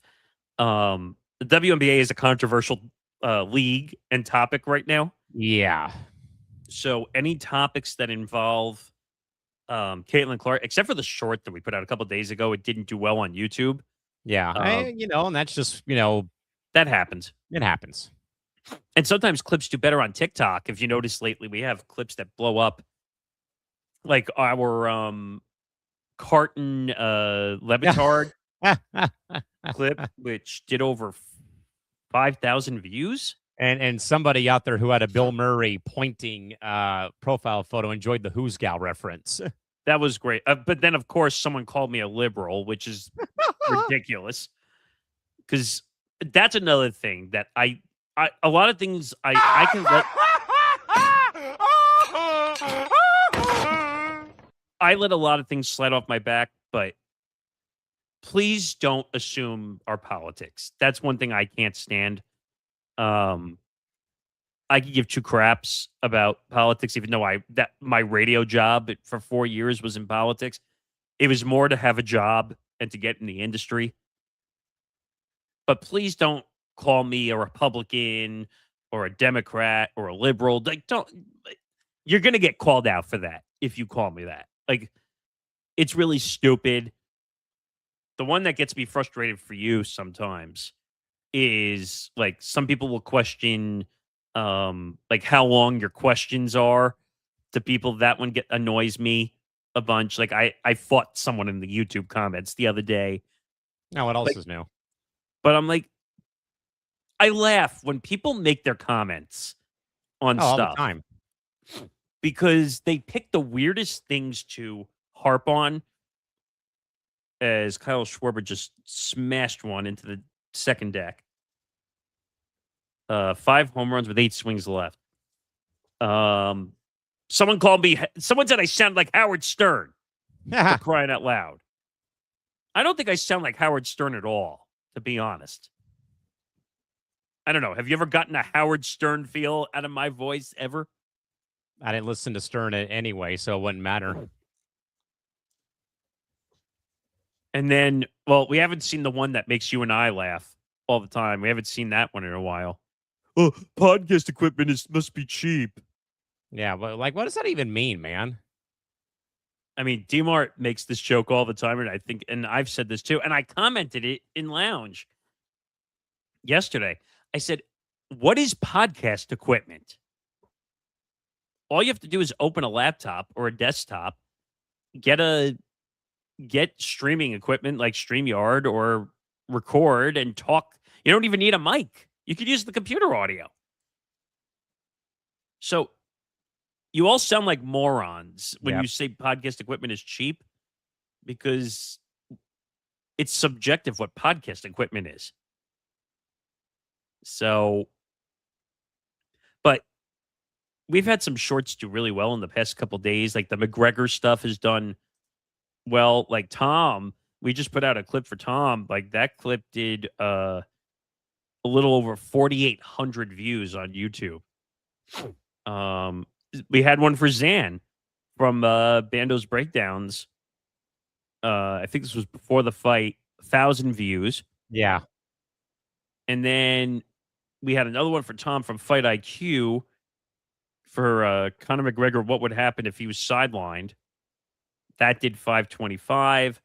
And then one from ETB Sports where Zan and I were talking about Conor McGregor. Was he really going to fight at UFC 329? Because we didn't know if the speculation was that he could pull out before the fight even started. That one did 1,200 views. Your video from Cranium with Trump making the call, supposedly. Supposedly, yeah. 1,700 views on YouTube. He's enjoying the show. Yes. You might see him from time to time, folks. I think he likes that microphone, too. He does. He wants to eat it pretty soon. Do you remember when that moment happened on, what was it, Press Row? I think it was, yeah. Where he just went and just knocked the mic out of the picture? Wouldn't be the one. It's not the first, and it sure as hell won't be the last. No. The joke is I have to bring Charlie, my brother's dog, and see how they react to one another. Oh, you just hear, ooh, ooh, ooh, ooh. Like you're just gonna hear them barking at one another. But where are we going here? Because now I'm totally Oh, we were talking about shorts and stuff. Well, not even that. I would even say like the WNBA strike show that we had, where we were on late in the evening when the CBA ran out at like midnight Eastern, and as soon as the show went live, it populated when it went live, and we were already, I think, Nick, over 1,000 people when we were in the 5-minute waiting zone. Yeah, we've had that a few times now, by the way. Some of Nate's shows lately, and this is a lesson to some people that if I'll message Callan and say, maybe you should change the title slightly to include something, and then you'll notice all of a sudden the numbers pop off when we add stuff to the title. Nate, who's our Nate Miller, who's our newest host, he's like 23 years old. He's like fresh out of college, basically. And usually is in our time slot right now. Correct, for give and takes. He's just away in Italy, so he's not going to be back until the 21st, I think he said. But like I told him a few times, like, hey, the NBA Mad, this is crazy. We need to include this. And all of a sudden, the show popped off in the waiting window to like 500 people waiting to watch the show. So you got to keep in mind that the names help drive the show. That's what the algorithms drive the live shows for everything. Yeah. What else? Where do we want to go here? Let's see. Where do we want to go next? This will be a good one. How about a sports take? A host said on the air that aged like milk and resulted in heavy comment section roasting. And this could even be like, the days of leftovers or you and Nick doing content, and it was always you getting bombarded in the comments. Yeah, it's always me, but everyone picks on me. What else is new? I don't know. I'd have to really think about this one. But I could think of one that wasn't on video. I told you the story of what happened on Twitter where I thought something was fake news. Oh, yes. For UFC content, and because it looked fake the way it was put out. Mm-hmm.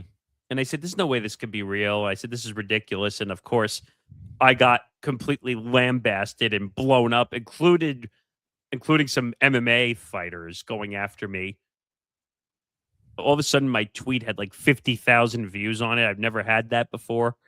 What?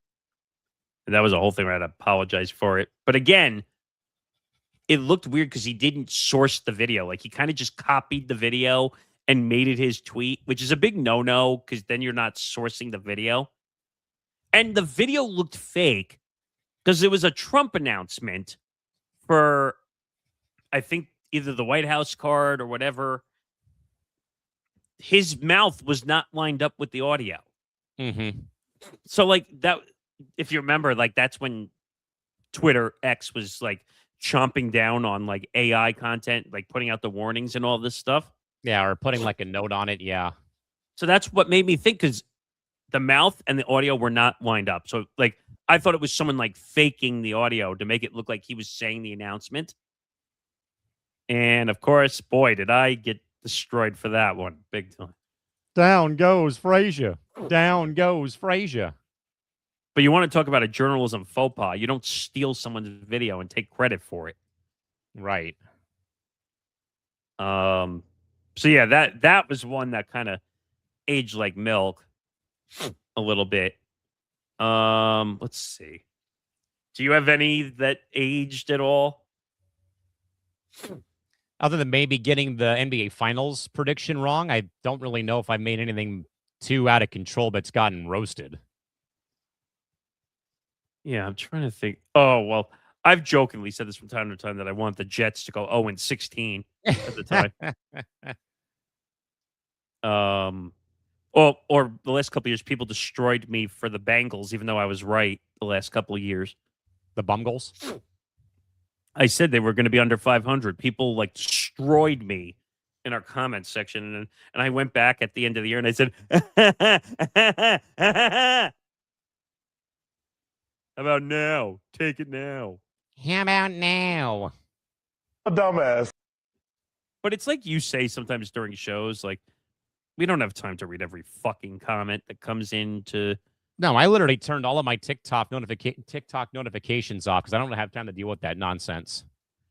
I mean, it is interesting from time to time to read some comments to see what people say. I mean, you might get one good comment out of what, like 100 or like 1,000 comments. There might be one good comment in there. I mean, if it's interaction, it's interaction. That's how I kind of look at it. But it's like you just wasted your time on our content, so thank you very much. Hey, if you're commenting, that goes towards our algorithms. It's fine. But it's funny to see people who comment on content and some of the most ridiculous takes they make up. Like, my favorite is, like, going back to that Lebitard and Carton situation. Oh, well, Lebitard's a hack and Carton's the best. Okay? What does that have to do with what we said? Yeah. Or what drives you nuts is whenever I do put cranium clips out, people don't listen all the way through the clip. They only pick and choose what I call it selective hearing. Oh, they do that to our clips too on ETB Sports and a bunch of stuff. And you'll see me from time to time right in the comments. I'm like, you don't listen. Go back and listen to the whole clip and then comment. Oh, I don't have to. Well, then you're an idiot. Exactly. I don't know. If you're not going to define the whole clip and you just want to, as you say, selective hearing, that's a phrase I like too, by the way. If you're going to be selective, or my favorite, you hear what you want to hear, not what we said. Isaiah was like that too, by the way. He would have selective thoughts, not just selective hearing. Where from time to time big markets, blah, blah, blah, blah. That's one that drives you crazy. Oh, Big yeah. Well, markets. again, why do you think my Substack name is Mr. Small Market on Substack? Well, didn't he call you that or whatever, or no? Oh, yeah, he still does. But is that where it came from? I think he called you Mr. Small Market, didn't he? Yeah. So I guess, unfortunately, he gets the credit for the wrong reason. Well, he's still insane in the membrane, so there you go. That's a great comment. Great segment that you do. on the show. But yeah, those are. I'd have to go back and literally look at stuff that's happened. Tom would be a great one for this comment. Oh man, and he's on vacay, sadly. But I'm saying he would remember some of the stuff I've said over the years that have been wild takes sometimes. But Jalen Brunson not being a top 10 player in the NBA. I don't think he is a top 10 player in the NBA. I don't. I think that comment box got pretty full pretty quickly, I think. Well, yeah, all the Knicks fans that we have here. But I mean, I could go down the list. We can look at all the players. There's so many, like from Shaw. But I can count you some players right now if you want to count them. So Shai, Jokic, wow, my brain just had a brain fart for a second. Curry, way downtown, bang! Bang! Oh, what a shot from Curry! Yeah, I would include him too. I still think he's a better player than Jalen Brunson. I mean, I would throw Cade Cunningham up there too. I think he had a better year. Anthony Edwards. Let's see. Tyrese Maxey. I think he had an incredible year. Jaylen Brown, Kevin Durant, Donovan Mitchell, Kawhi Leonard when he plays. Keyword is when he plays. I would take Luka. When healthy. Victor Wembanyama. How could I forget that? Giannis when healthy. Yeah. There's so many players I would take before Jalen Brunson. And you know what? People need to stop. Like, there's just people in our network that call me a Knicks hater. I mean, I'm a Ned fan, but I'm not a Knicks hater. I mean, you know what? I'm not even going to talk about the officiating because I'm done with that. I don't even want to talk about that. But I think this is the one that you really want to talk about next. If ETB could be sponsored by any brand from a local brewery to a major sports book, who fits the brand best, and what would an ad read sound like for a network show? I mean, I'm just going to attack the first one for now, and then maybe we could prepare the second part of this answer. But I'd like a sports book, number one. And who knows, that might happen soon. I'd like DraftKings because I've used DraftKings. A lot of people here have used DraftKings. What else? Some kind of food service. What? For DraftKings. What? Hi. Where do I live again? Hey, it doesn't mean you can't make from the sponsor money still. Yeah. But again, where do I live? I'm aware. What was I saying though? Oh, some kind of sporting good or some kind of maybe an energy drink, because that every podcast network has an energy drink, even though I don't and drink you don't them. even drink them. I'm the one who drinks them. Oh, I can't stand them. Red Bulls are gross, in my opinion. And you will never see me drink a Monster Energy drink ever. Come on, Red Bull, sponsor me. I drink you before I go to work every day. I mean, I'm fine if it's a network sponsor. It doesn't mean I have to love every sponsor. Give me a beer sponsor for the lounge, damn it. Well, yeah. Can we get a Bud Light or a Coors Light? Come on, Bud. Come on, Coors. Come on, Miller. That would be great to have a lounge sponsor, a beer sponsor for lounge. Happy hour people. I'm always writing on Twitter. It's happy hour people. Just like PTI and Around the Horn, the best happy hour on sports television. At least it was. I want DoorDash or Uber Eats to sponsor Cranium. Well, that would be great as like a full sponsor, like national sponsor for the network, or if we do live streams. This show is brought to you by DoorDash. Use the promo code ETB for 10% off your first order. I know. Trying to think. What else? A car brand is a big one. I know you want CarMax, damn it. I do want CarMax. Kevin Harlan, we need you to be our VO guy for CarMax. Crispy tenders from CarMax? Are the tenders in the car? Tenders with the car? If you need a reference, go to YouTube. I don't remember what the name of the video was, but It was Kevin Harlan, like Reggie crispy. Miller. But no. But the name of the video on YouTube, because you had found it. It was like Kevin Harlan crispy tenders from CarMax or something. Yes. And it became a running gag whenever we would watch games on playback. And it was like, what did he say at one point? It was like dual reads at once. We had the marriage of two sponsors, and it was ugly. Please. Wow. I mean, Kevin Harlan also did 2 games at once at the NFL. Oh, yeah, with the NFL, yes. But yeah, CarMax would be fun.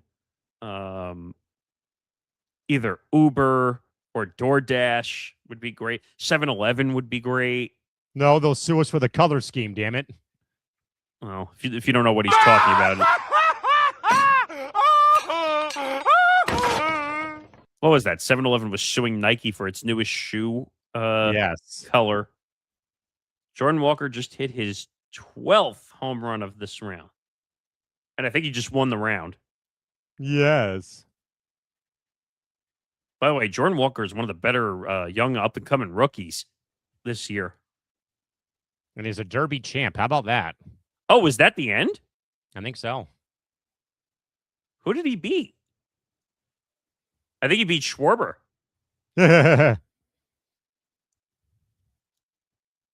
That's crazy. He's got to be one of the youngest to win the Derby, right? I would think so.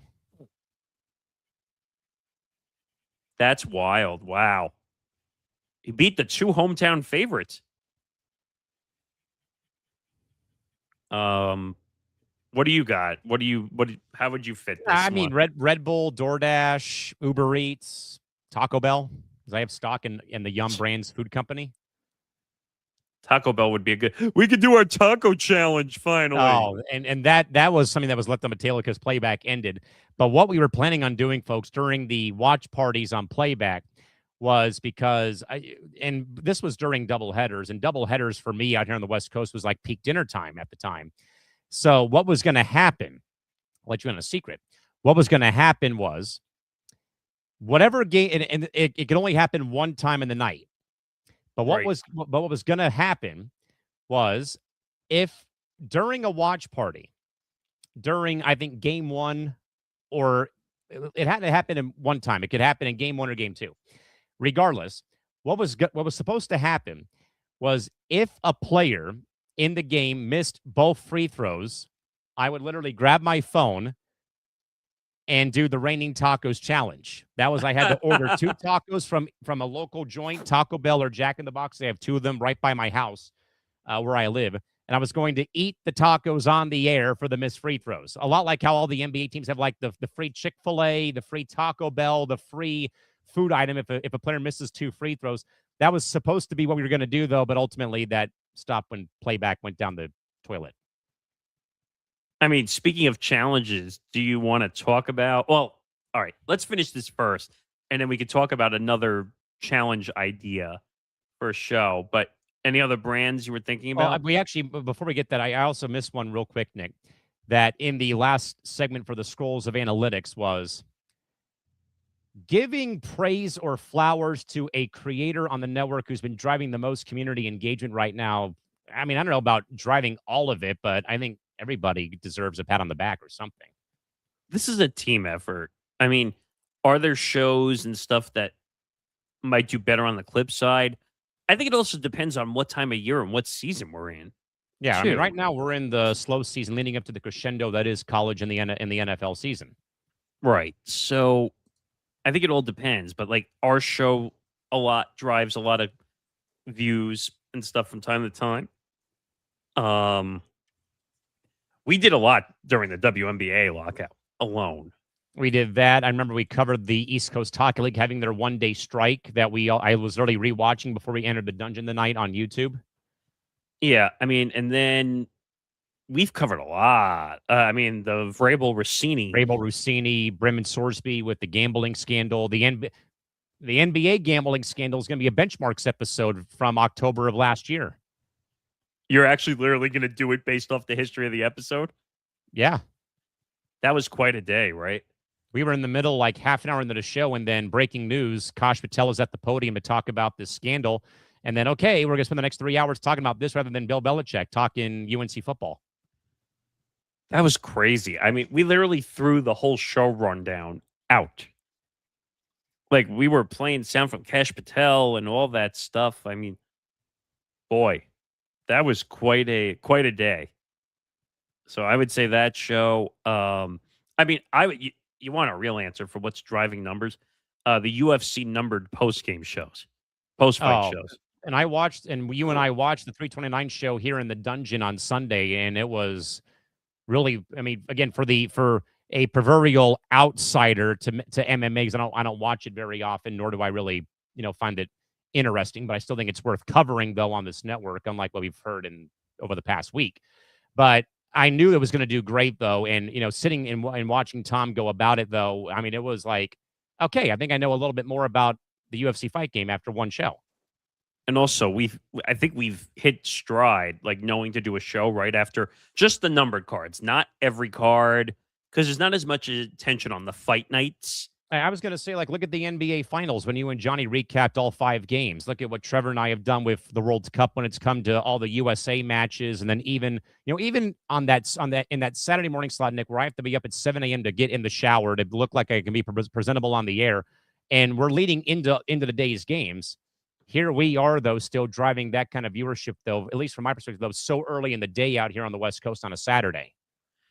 Right. And that's my point of going back to my point of contention a little bit of live stuff works better because you can react in the moment. You can title it the way you want to title it. And then people know, oh, this is what I'm going to talk about. I'm going to tune in. I'm going to tune in.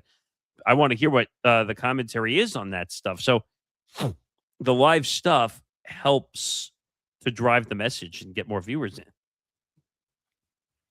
Yeah, I agree. Team effort. I mean, I don't really like to be one who, and this is probably just because Nick, I've like much. I think like a lot of people that may have played sports on this network, though, is that you care about the team accolades more than you care about your individual success, and that's kind of partially been my MO when I played sports for 15 years, from playing baseball, playing basketball for a year, roller hockey for 4 years. You care more about your team and your team accolades more than I care about my 2012 high school baseball season of being the team MVP. Like, that's cool and all, but did we make the playoffs? No, we missed it by 3 games. Doesn't matter. The MVP award in sports is kind of a ridiculous award from time to time. I mean, Jokic won the MVP award 3 out of 4 years. I think he has 1 title to show for it. I mean, the MVP award is a consolation prize. It's not a you're there to win the freaking title, for crying out loud. So, I mean, Shai's won the MVP multiple times. How many titles does he have to show for it? 1. So, Joel Embiid as an MVP, does he have a title to show for it? No. So, in my opinion, the MVP is kind of it's a individual award. It's not a team award. Your team award is winning the World Series at the end of the year. Right. It's about winning the championship. Exactly. Who gives a crap if you won an MVP award? Okay, it's a great individual accolade, but it's a consolation prize. Exactly. I like this next question I'm going to put in, though. Nick, do you want to say something real quick? I was going to say, because we were talking about like ideas we were possibly looking at. Did you want to talk about a possible idea we were putting together based on a barstoolish idea? Oh, yes. ETB Locked In. Yes. Our sports escape room / jail show where the panel has to get through a gauntlet of puzzles and different things to end the stream. So this is based off of oh god, I can't remember the name of the Barstool After Dark. Thank you. So Barstool After Dark, which is done by a guy named Tate at Barstool Sports. Now, they have the abilities to do more things because they are in Chicago or they're in New York, and they're all sharing a workplace. So they can go all over town and do live events and stuff. They did an event, I think it was either last month or 2 months ago. They did an event where they had to bowl a 300 game Not the way you would as one bowler, but they all had to get strikes. Now, it didn't have to be 12 consecutive, but every time a round was completed, at least one person had a strike. And then they would be out because they already struck, and they had to get 12 strikes. And I don't know if they completed it. I think they completed it at one point, but it took a long time but think about that. Didn't they? I asked about for a minute though. Didn't they do one too about they had to make like 100 free throws, I think, or something like that too? So you're talking about that was a DraftKings thing that Barstool did as a whole, where I think that's when they just got back DraftKings after the whole Penn Gaming debacle that they went through, and they ran a promotion where they had to hit 100 straight free throws. That's what it was. But they had to switch it up. I think the way it worked is if you went to the free throw line, you had to hit 5 in a row at least to change the person.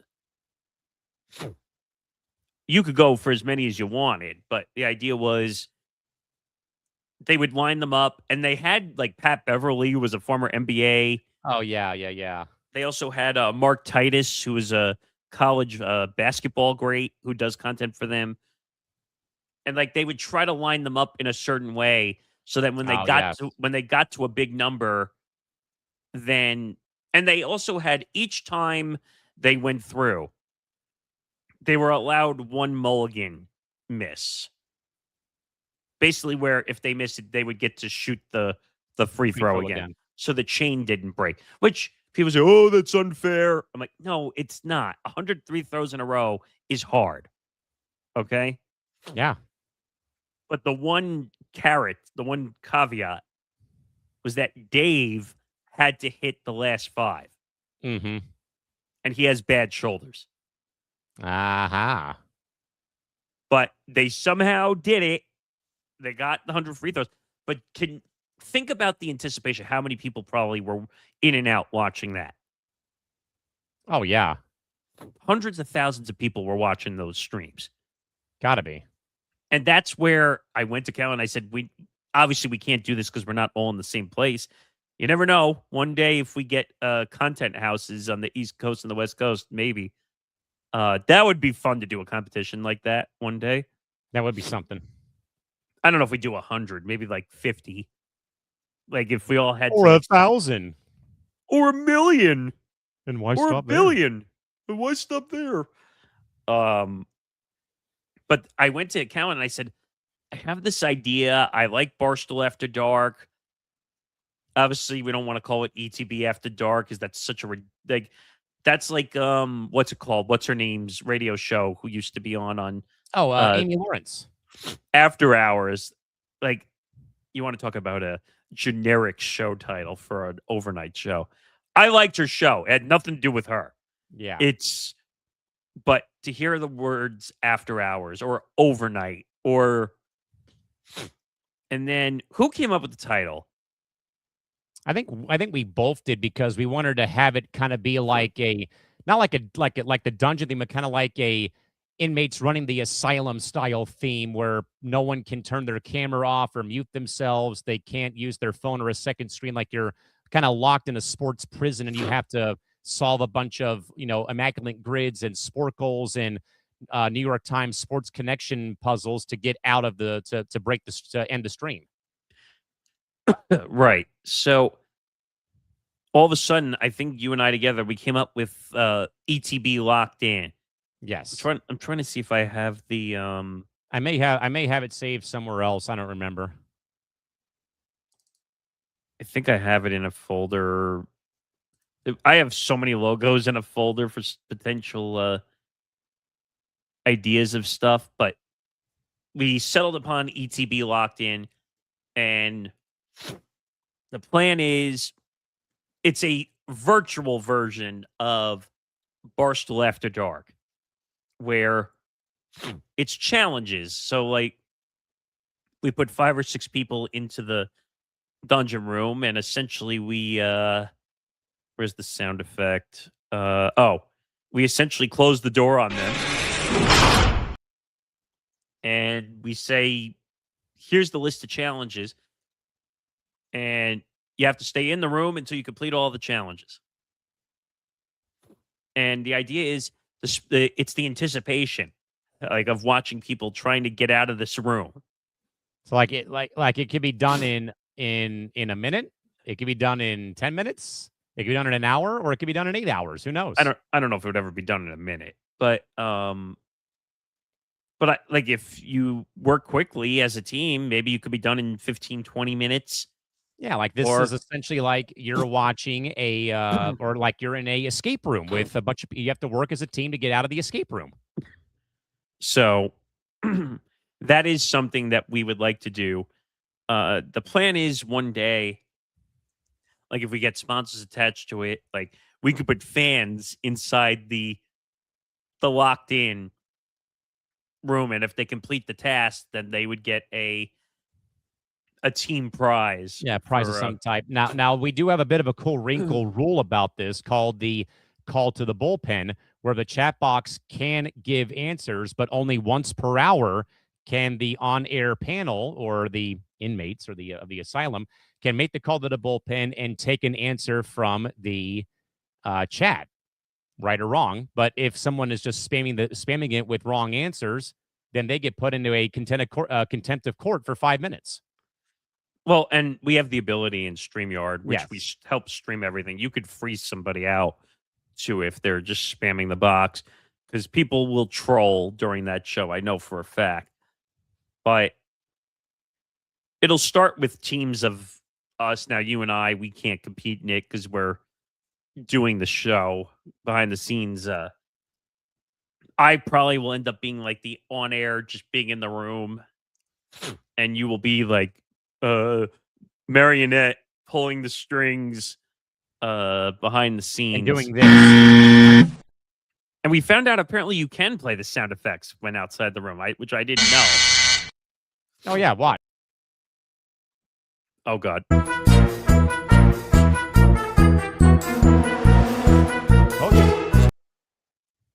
For the longest time, I thought you couldn't do that, but I guess you can. So that one is going to happen at some point, and it would may be have fun. to be like it may have to be like around this time though for the West Coast. But I think though if you do it right here and you've got it going all the way through the evening on a weekend, that'd be like good prime Saturday viewing, honestly. When some sports are not on. Yeah. Just not during college football season, probably. Well, yeah.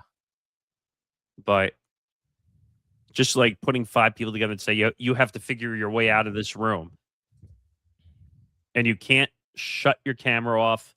You can't mute unless you get muted, which is another thing. There are also, what did we call it? Or what did I call it? Also, the keys or whatever you could. Oh yeah, like the master keys. Like they're gonna be like penance of life from Legends of the Hidden Temple if you go way back to the Nickelodeon days. So like you'll throw out an individual challenge, where someone will accept an individual challenge, and if they get the task correct, then they'll earn a key for the group. But if they don't complete it, then a penalty will happen. Which could end up like being muted for a certain period of time, or and we'll try to not mute people all the time because originally I think we were supposed to like even turn off their camera. Like we're not going to do that. No, because people could be looking for answers and stuff. So, and the other thing is no looking up stuff. Yes. Which, if you get caught looking up stuff, you get penalized too. Yeah. What else we got?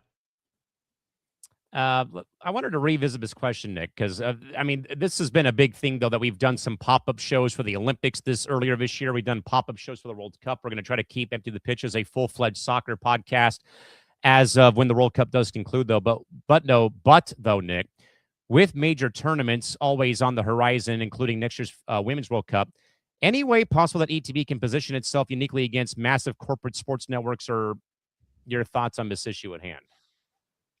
I mean, we did a decent job on Empty the Pitch. The one thing I'll say that maybe we could have done better is some of the short form content in between. Right. Because that Empty the Clock idea was a good one. I think we only got one out the entire time. Yeah. And Empty the Clock is still a part of our program, or will still be a part of our program lineup, though, as time goes on. I could see that being a segment on Empty the Pitch, maybe, depending on how things work out. But it all depends, like, because you guys can't do it in the spot once the cup is over and we transition into college football and college basketball, because then that spot goes back to Trevor for Gridiron Gridlock and Hardwood Game Day. So you would have to find a spot where it would fit. And that's going to be a task in itself. Yeah. Maybe it becomes a Monday show when Nate moves his content to Tuesdays. Well, remember, we're doing this show. That's true. I don't know. We could figure something out. But you don't see a lot of soccer content, though. I don't see a lot of big soccer podcasts. Do you? Not really. Of that dopey podcast that Chad Johnson is doing. And then you had Gronk and I saw the commercial for it on Fox. It was it was Gronk and Jameis Winston. Mm-hmm. You realize I think that content is severely stupid, right? Yeah, Zlatan and Tom Brady doing one too. You realize that has nothing to do with soccer, right? Of course.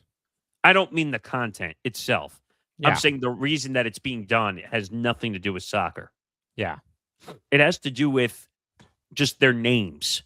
Yeah. Oh, well, Tom Brady and how do you say his name again? I always botch it. Zlatan Ibrahimovic. Zlatan. But him and Zlatan, like, their names. Of course, people are going to tune into it. Like, Of course. But there's no other reason. They're not tuning in for the soccer. Yeah, precisely. What does Tom Brady know about soccer anyway? Oh, nothing. Now get out. Just play me a moment. But I think if we could do a good job of positioning it, yeah. I mean, and the show will be back for next summer anyway. Next year's World Cup for the women, down from Brazil.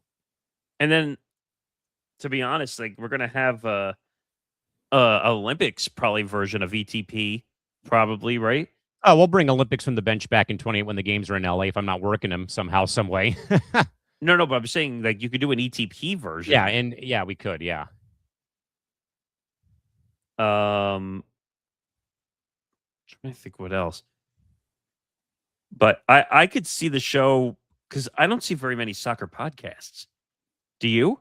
No, maybe we'll get back to the hockey pod eventually too when time allows us to, but with how much of a crowded ecosystem we have right now. What did you want to do? You said hockey? Yeah. We got to find someone to do hockey. I just don't know where that would go. Not named McClure, Galbano, and Montalbano. That's true. I think you'll have a field day with this next question, Nick. Okay. What is it? From the Dungeon Disaster Files, the worst technical glitch you've sat through during a live stream. Get in line on this one. I mean, Football Forecast had some many glitch problems in it. Internet issues, technical issues. The internet went down. Oh, no. The internet went down. And the devil went down to Georgia. That's a good song, by the way. The technical glitches. I mean, just think StreamYard, because StreamYard glitched us up the past couple of years. Or not last couple of years, the last year. And then they blame Twitter for it. And that was the creation of the 5-minute loading screen that people watch now, and they sit through a song called I'm Giving Up. Is that really the name of the song? Yeah, because if you scroll through and you have, like, music, or you mention people in your descriptions, they will put like a thing in the comment box or in the description box who was mentioned. I saw this with Tom's show on Sunday. Oh, who the was song? mentioned? No, who was mentioned? Conor McGregor and then Max Holloway. Then they'll also say audio used, and the song leading in is called "I'm Giving Up." If you look on the bottom in the video, Yeah. also they show the wave file, Yes. and I think they do that because it's a YouTube thing. So they, even though you can use it, by the way, best invention ever YouTube did, YouTube Studio, giving you like Royalty-free tons music. so that you don't have to guess if music will be legal or not and not copyright taken. Yeah, and I think thank you, Kevin MacLeod, I think is his name, who wrote the song that is used for Cranium's intro music called Big Rock. We've Thank used you, a Kevin. lot. That name is on a lot of the stuff. I think Matter of fact, that use. song was on Spotify, as a matter of fact, now that I remember. That's where I found it, was on Spotify. Well, I think a lot of the songs are that make the YouTube section are on Spotify or other places. But if you're ever looking for music, like, Yeah. and you need to make something for YouTube, go in the YouTube Studio. They have it all by category, by sports even. Two of these come to mind for me now, and this is a way for me, like having to step out because the fur ball in my lap is being out of control and stuff or whatnot. But two of these don't come to mind for me. One of them was playback era, and the other one was fairly recently. Yes, Nick, it was the Christine Brennan interview where we had to do it old school, like, got to call in, baby. We're going to call in. Yes, but I mean, it's not really a platform anymore, so I can talk about it. The one thing that drove me crazy, and I think you know what I'm about to say, is the way playback was set up. You can't, like, why do you think I moved everything onto the StreamYard platform? Yeah. Because we could send somebody the link. They come in the back room. We see them come in. We put them on screen, and there's no issues. Playback was a whole ordeal. I thought I had to go get my dental tools there for a bit. We had Stan Verrett on press row in playback, which, by the way, all those shows are still up on YouTube, by the way. Yeah. But remember how much of a nightmare it was trying to get Stan in the room? And then it was terrible getting Christine on, and she just finally said, "Can I just call you guys?" I didn't really want to do it, and the problem was, because like I wasn't feeling 100% that night. Like I was coughing, and Yeah. I couldn't mute myself when I was coughing. Because I had to hold my phone literally like this the entire interview. And by the way, I give Brandon a lot of credit because he was helping us out too. He's like, And "Oh my then- God, I'm so sorry. Please don't break my legs." But I give him credit. They promoted the interview when we got it. He was an incredible interview, by the way. But that wouldn't be best ofs for this year. That happened last year. Yeah, that was last year. He was a great interview. Who else? Did we have any other interviews? Barrett was awesome, by the way, especially when we asked him about Hurricane Katrina and how him and his parents. family, how his family was stuck in New Orleans at that time, and how he was at the first game coming back from the hurricane. Yeah, I mean, but that almost didn't happen because their system is so effed up when it comes to getting people on stage, and they have to have VIPs. That was a whole nightmare. And I think the other one for me, Nick, had to be recently when we were going to have Chrissy Freud and Scott Agnes on the show, because there was a fire burning close to my house. And if people don't realize about Southern California, when fire season hits, which is year-round now, there's times that the local energy department will shut off your power for public safety reasons if there's a fire burning within a certain radius of your house. So here I am, Nick, like stressed as hell because we got two people coming on the show in the same hour. It was a rare opportunity too. Yeah, a rare opportunity, especially getting Christy Freud on, who again really, laid out everything that she had to lay out revolving Rossini and Vrabel, then Scott Agnes, who had his credentials revoked by the Indiana Fever. And here I am like, oh, great. And I sent Nick a text message during the show, like, my power's going out when Christy joins the show. I'm beyond ticked off about this. And I'm like, okay, hopefully it won't go out. And thankfully it didn't go out, but I was still terrified. Like, if this goes out, during the show, and Nick's high and dry for the last 2 hours until the power gets restored. And I actually had a power outage the week prior because it was a scheduled one. I'm like, thank God it's on Monday. I don't have any content to do, but still, those are the only two. I think maybe one time I've had like my internet like actually go out on a show or whatever. Back when my computer totally shit the bed and like broke, and I had to be on my phone to do content for the latter part of like 3 weeks, and I finally got that issue resolved mercifully. Finally getting a laptop too. That actually works, and thankfully it still does work. But I think there's only like 2 or 3 things that come to mind for me though, but I'm sure there's been worse. I mean, not that this was a tech issue. I had to do a press row by myself. Oh yeah, well I was out sick that week in May. Yeah, I somehow managed to do a full 2-hour press row by myself. That was hard. But I managed somehow.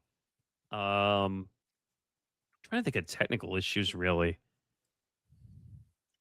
I mean, knock on wood, we haven't had like insane technical issues. Maybe just like I had issues with my tech stuff with the internet. This was a while ago where the internet was just being an asshole. And we had to finally reroute because like the box was all the way down in the basement. oh no, Well, that's where the pinpoint was. and all the ghosts live down there. So we finally had to do like a separator, meaning we had to put a pinpoint. So now 2 rooms down from me, my office, my bed's in the center, and my parents' room is the third to last room. There is now a pinpoint Wi-Fi now Hallelujah. down in that room. So now my internet doesn't get affected anymore. The only issue Yeah, is thankfully I have the wireless modem underneath my bed in my office space here. you had that issue a few times when we were doing shows, if I remember correctly. I had it happen where I had to crawl under my bed, shut off the router, wait like 30 seconds, and then try to get it back up and running. But we were fighting. You and I were like fighting that one together, trying to get your internet back up. You know what's interesting? It's like we now are almost like too reliable on doing a lot of things remote. Yes.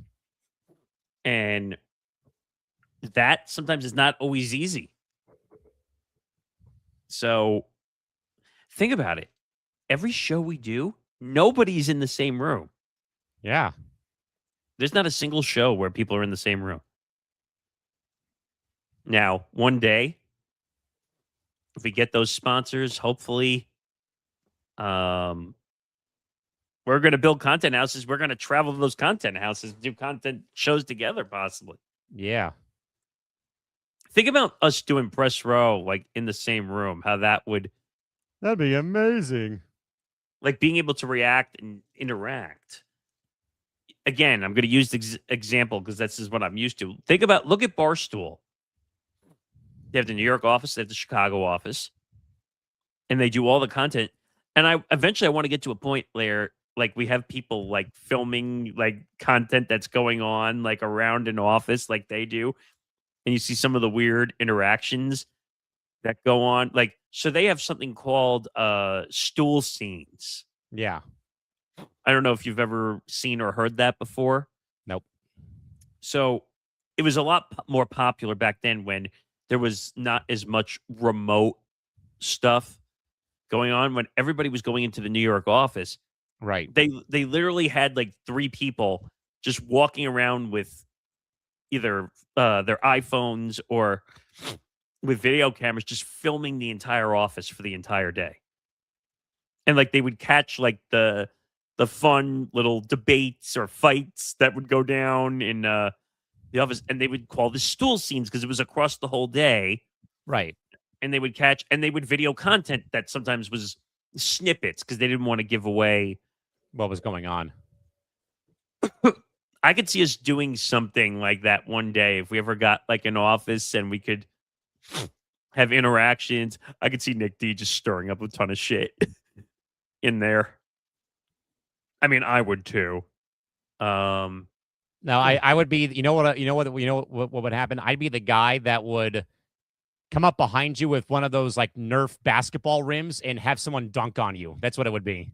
Did you ever see those that group of guys that walks around and like they have a basketball and they hold the basket up and they throw you the ball and you have to shoot it Yeah, and I've then seen that before. they rate the shot if Yeah. it go that's kind of what you're saying. There would be some kind of like office debauchery like that happening, or we would play paper toss like you did on your iPhone like 20 years ago. Like you set up a fan in a garbage can, get all the paper, and try to throw the paper into the trash can.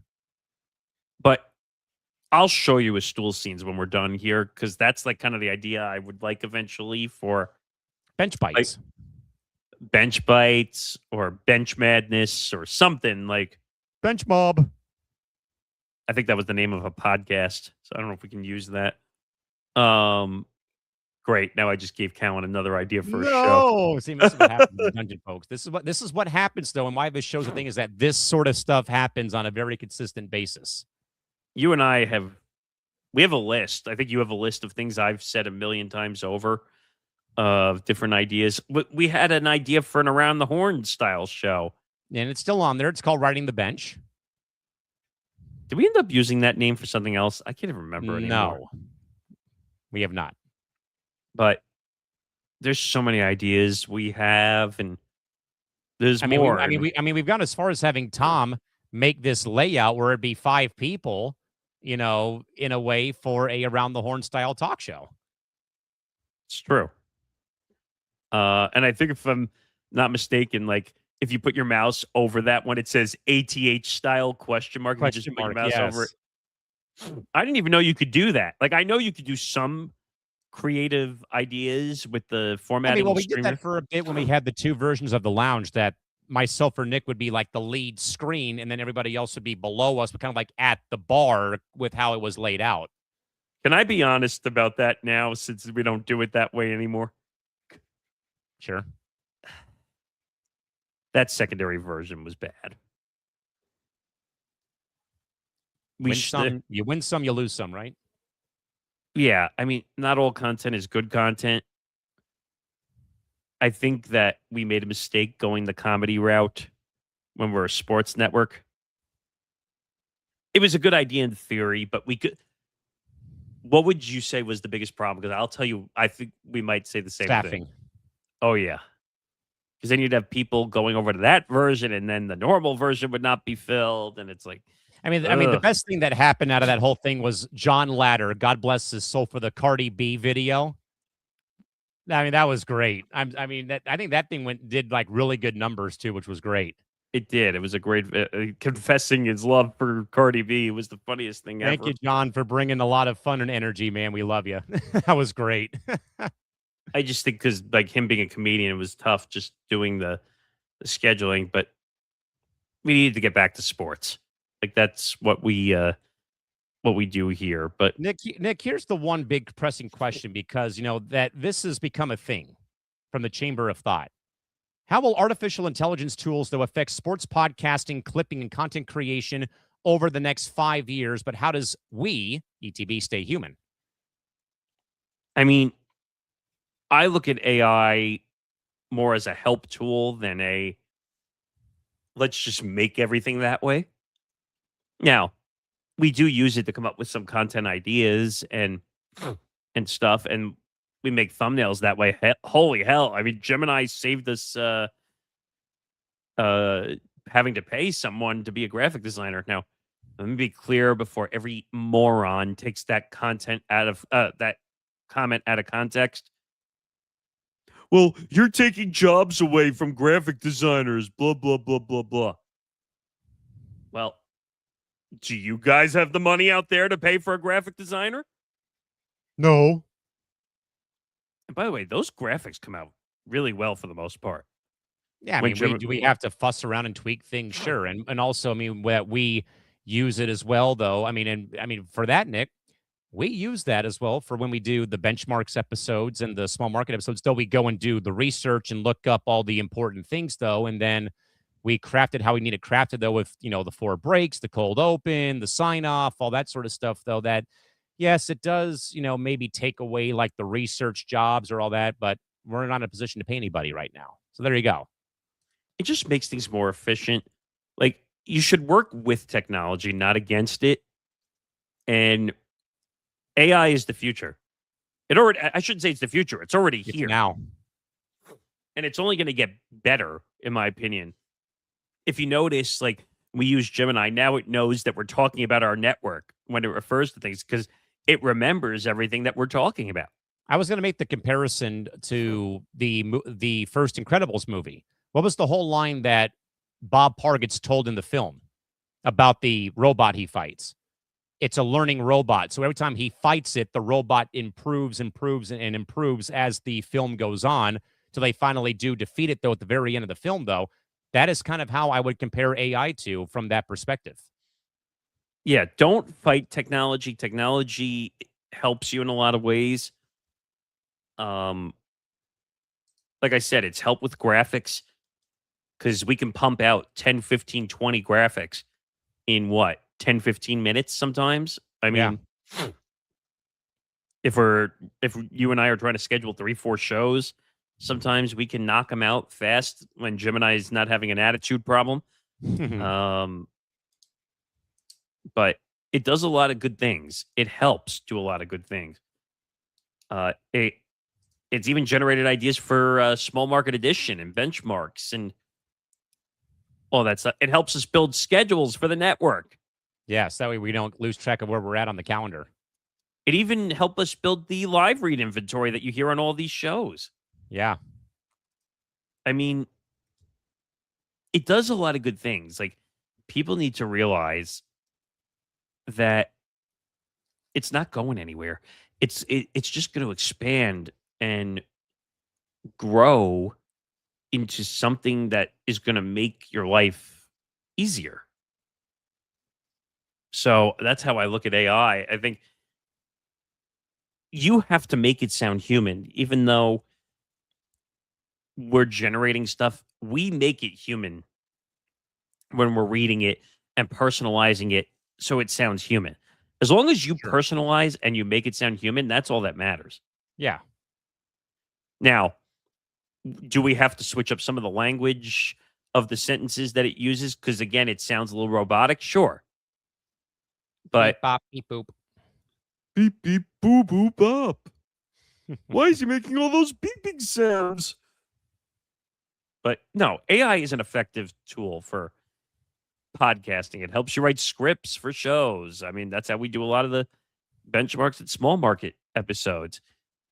Are they perfect? No. AI is not meant to be perfect.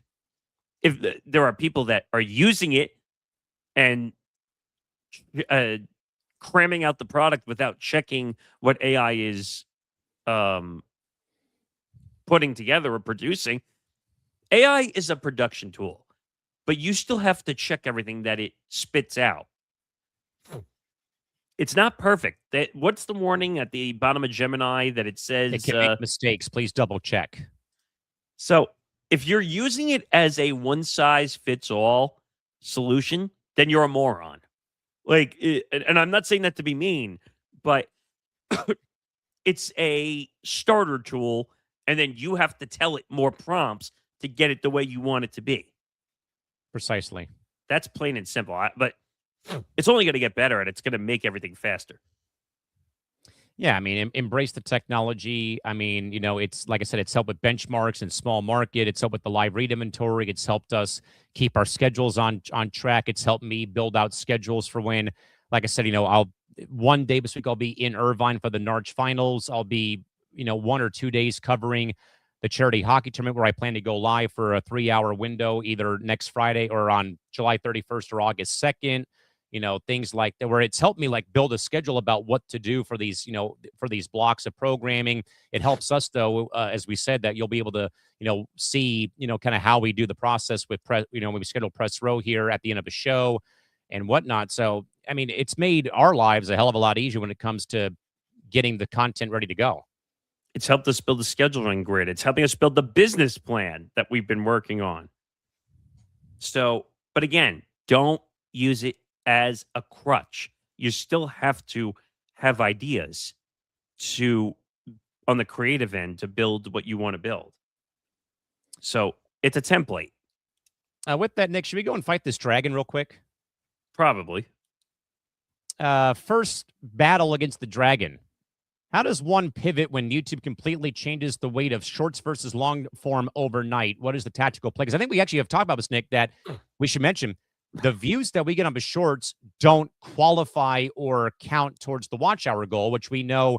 We were talking, I think, to Andrew Marcello recently, who's a YouTube auditor, who he even said, dude, I'm pissed that this happened with them changing that loophole or changing that ruling about shorts don't count towards long form overnight.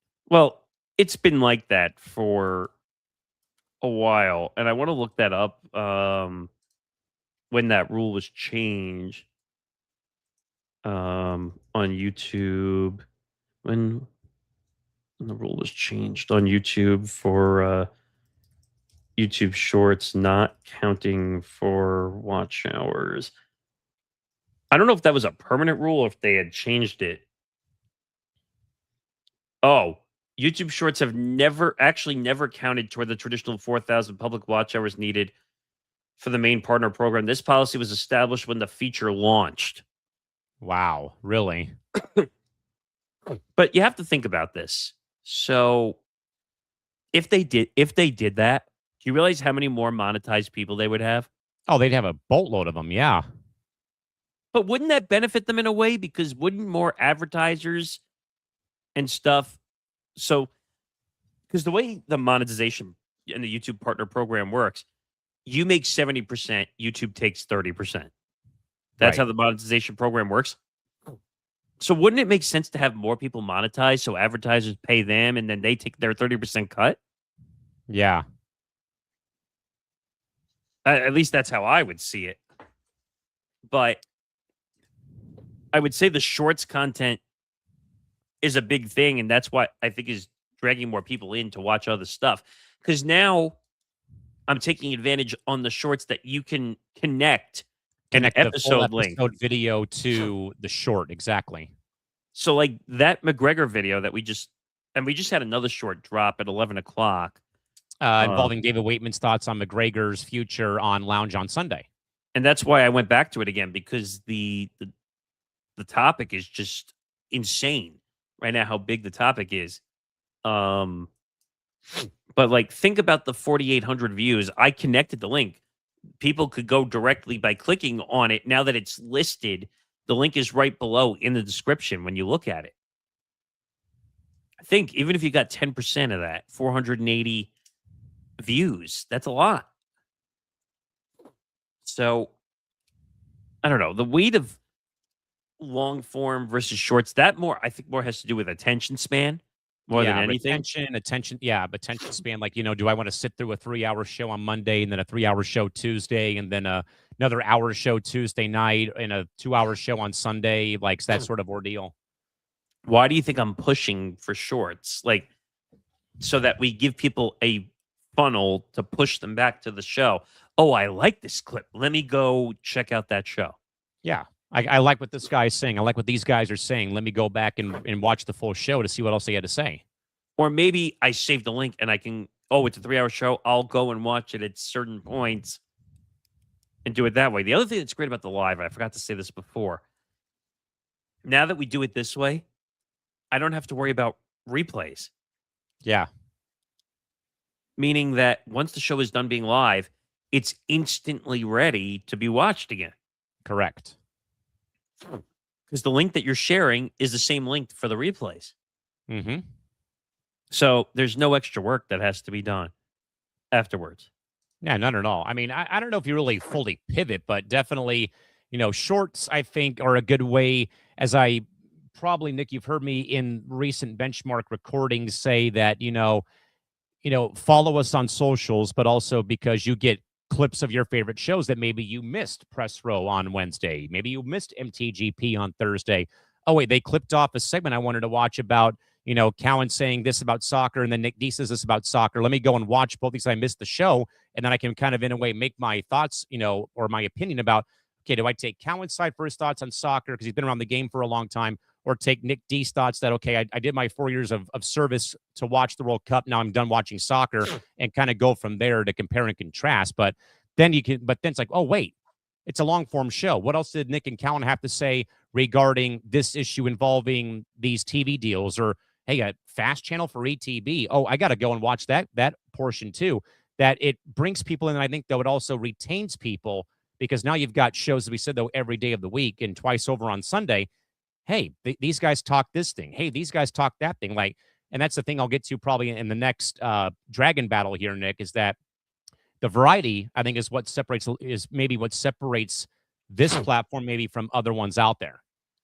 I mean, the other thing I just remembered something too, because we were talking about news / adding of people. We got our Forever Power 5 situation figured out too. Actually, I should let you talk about, because ironically, you knew the person that we're bringing in. Which was actually funny because Nick didn't actually tell me who it was initially. Well, you knew we were having a meeting with somebody. I knew we were having a meeting, but I didn't know who the person was because normally Nick will tell me, hey, it's, so-and-so from, Sioux Falls, South Dakota is going to join the network for this meeting. And then when I saw the name James Myers pop up, I'm like, why does that name sound familiar? Lo and behold, it was one of my basketball color analysts when I was at Point Loma Nazarene University while James was going to college there. And then he's also a big SDSU football fan. So we had an SDSU polo on. Like, I mean, of all the people that come back and of all the people that I've worked with to come and join a platform I'm on, it's James Myers, who again I worked with for I think part of a year, if not a full year, doing college basketball at PLNU when I was still there before I went to USD full time. And I'm like, I think we got the right guy here because he was very big on college hoops and college football. So I think that it's going to work out very well. And there is some discussions about his betting show with another friend of his coming over and being here permanently also. So we might get a secondary gambling show out of that. That'd be interesting. You can never have enough gambling content on a sports network either. I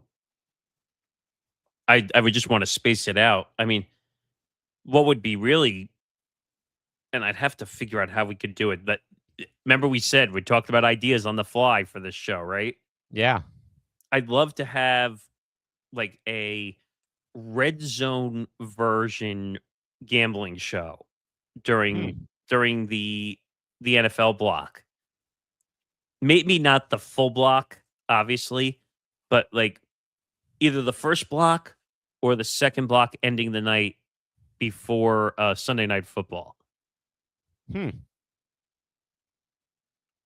Actually, we wouldn't be able to do it for the first block. It would have to be the second block. Like the afternoon slate or late afternoon slate? Like the 4 p.m. block. 4 p.m. Eastern time block. Probably. Where basically you're watching all the games and it would be like a gambling show version. Like what live bets can we take? All that stuff. And maybe you come on like 10 minutes before the 4 p.m. block starts and get you ready for the second window of games. And then they can be live during like the 2-3 hour block or whenever the last game ends, and kind of just watching the games live and going through even live bets that go down. Could be something. Could be something. I mean, yeah. I mean, I think long form is still the way to go, but obviously, the shorts do great. I mean, again, some do great, some don't do so great. With that, Nick, and I think I like this Dragon Battle question the best. How does the network stand out in an ocean of a million sports podcast? What might be or is the secret sauce weapon, in your opinion? I think that what makes us a little bit different is we don't always like go to like, I'm trying to think of how to explain it. We don't always jump on like the same topic everybody's jumping on. I feel like we talk about the big stories, but we're not always going to center around the same annoying topic that a lot of the corporate networks, like how many networks are spending 1 million hours on, and speaking of, ESPN right now is again talking about LeBron James right this second. They have not given it up. Like, we don't harp on the same topic for 1,000,000 hours like some networks do. If there's breaking news on it, you'll see us do a breaking news stream on it. We'll spend an hour on it, and then when it ends, it ends. ESPN will spend 24 hours on LeBron James and where his next destination is going to be. Yep. We don't do that. Also, look at some of the shows we have. Press Row. Like it's a unique blend of sports, the business, and the media. So we'll talk sports, but we're giving you a perspective that maybe you haven't heard. So we give you perspectives that you haven't heard. That's what makes us stand out. Yeah. Secret sauce. I mean, I never even really thought about that question. Like, do you have an answer for that? We have a variety of different angles that we attack you from, and I mean that. Look over the Monday schedule. You've got MMA with Tom. Then usually you've got Nate until he moves the time slot to Tuesday. So you've got an MMA block, then you've got a general baseball style starting lineup show that with all sports, but yes, with all sports, but it follows the batting lead off, second, third, fourth, fifth, sixth, seventh, and then Nate has his, but also that every show has like their signature segment or segments. I don't know what Fight IQ has with Tom and his with his regular version. Well, but like Nate, go ahead. I was going to say on the betting version, because he does two versions, he has his best bets segment. So I know on the betting version, I don't think he really does. He has like a special segment on Fight IQ, but it's just really, he's honed in, which is what matters. And then I was going to say, Nate has the State of the Union for a team who's not doing so well or what have you. Then he's got, his, a top 10 kind of obscure category. I think he did like top 10 minor league baseball names and like top 10 colors, ballpark food items, something different out of the box. Then on Tuesday with Cranium, you've got a rotation of different things all based off of one's head. You've got Insane in the Membrane, where I go and roast somebody, usually Isaiah Leung, but it's usually other people though too, for being idiots or for a bad take or a bad game, or as Malik Beasley and Ed Davis were Insane in the Membrane last week because of the NBA gambling scandal that had gone on. But maybe you tune in, you get like Gear Grinders, where I'm like wondering aloud, like I did about, should NASCAR and auto racing finish the laps that they miss when there's a weather delay or there's a yellow flag? Vital signs. Why is the Padre offense doing so terrible with all these overpaid players? Or then you've got the reflex test about, okay, Dusty May's going to the NBA, but college coaches don't always do great. Here's a list of where the chart checks at about who did great and who didn't do so great. And then like Press Row's got press clippings where you have hot off the press. ETB Sports, not much there. Goalpost is kind of, the same sort of thing. But Zan has the overview. Zan Zinger 1 is at the very end of his breakdowns. Then that morphs into Zinger Part 2. Christy has Roast the Wrestler, for example, that everybody attacks their show and attacks their content from a different perspective. Now, maybe it's a little bit different maybe when you have a solo hosted show like Nate, like myself, like Zan, like Tom, for example, like Christy, for example, that it might be different to see like a solo hosted show. I know that Nick at one point was not keen on solo shows when I first got here, except when Zan had his solo program, but that everybody in every show has something different, and that, like you said, though, Nick, we don't repeat the same takes. Now, maybe like for the lounge on Sunday, we probably like do like a week of like retrospective. Like we didn't get to talk about Team USA losing last Monday on the lounge until that Sunday. We got to recap UFC 329, though. Sure, they've been talked about on the network, but nothing fully overblown where it's been every day of the week, though, like it is on every other platform. But your thoughts on my stance? Excuse me. The way I look at lounge is it's Sunday night. The weekend is over. You're getting the last drinks in. You got to go back to work on Monday. You got to go back to work on Monday. You recap the entire weekend of sports and what's coming up for the week. That was always, even when we had the two versions, that was what the Sunday version was. Excuse me.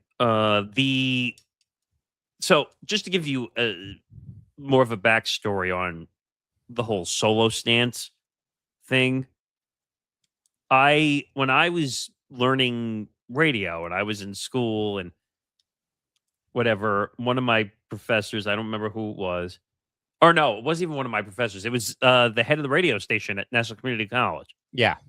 Who I appreciated. He was a old-fashioned radio ball buster. Yeah, But I had one of those when I was in college, too, when I was working in radio here, too. he ran the radio station for 40-something years. Yeah. His whole thing, and I understood it at the time because it wasn't a big thing. He said, no solo shows unless they're music. That's fair. And at the time when I was young, I didn't get it. Now I have full perspective. I did a 3-hour solo music show. I was the lead host, and then I would have people rotate with me. I would take the younger students with me. I would continue doing the show when I left, and then I would come back and do the show. And then I'd have some people that were friendly outside of here. I went to LIU with. They would come back and do a show with me. But his whole perspective was no talk shows, no sports shows should be solo. Because in his perspective, he would say, no one wants to hear someone babble for 3 hours on their own. Which, if you think about today's society and the way the podcast industry and everything works. Yeah. Can you imagine if that was still a take that was given today? Both. With all the solo content creator communities now? But I get it. First of all, a solo 2-hour, 3-hour show talk is hard. Mm-hmm. When I did the 2 hours of Press Row, I had people saying to me, you made that look easy. And I'm like, it's not. No. It's not. An hour maybe, but not more than 1 hour by yourself. I used to hate doing shows on my own. Like, except for the music, because you can kind of plan out. Yeah, and I did that when I was in college for 2 years, doing 10 a.m. to 2 p.m. for country music when I was in college. But it's so much easier when you know you have music to fill your spots. Yeah. I would plan my show, and this is a little perspective of me into music a little bit. And remember all the stories I used to tell you I'd get in trouble with the new PD who took over at National Community College. And I think you can relate this to some of the way I do things here. Yeah. So I used to get in trouble because I didn't always follow the rules of format radio. As you just went in the darkness. Well, I mean, it is part of the dungeon, sir. Yeah, but you're very dark. I'm still here. Go on. But because I didn't follow the rules, air quote, I used to get yelled at nonstop because I didn't follow the traditional way of doing music radio. And I used to say, F off, leave me alone. Like, radio is a creative outlet, especially in college. Oh, yeah. So, like, I did all these things. I would do stories that were not sometimes, like, safe for entertainment radio, because in his mind, they had something, and I used to hate this name. He built a morning show block, which we never had. And it was called the Nassau Morning Madhouse. And I swear to you, like, where's the, well, number one. It makes sense to me. Okay, Michael K. And then when I heard the name, I also went,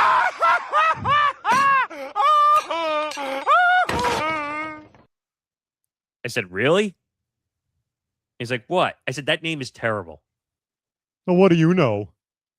I mean, he did work at radio and radio stations, even though he got fired for being a jerk. I do know that for a fact, by the way. And he was also a producer on the morning show, which was there for a very long time. Unfortunately, just the radio business kicked their ass.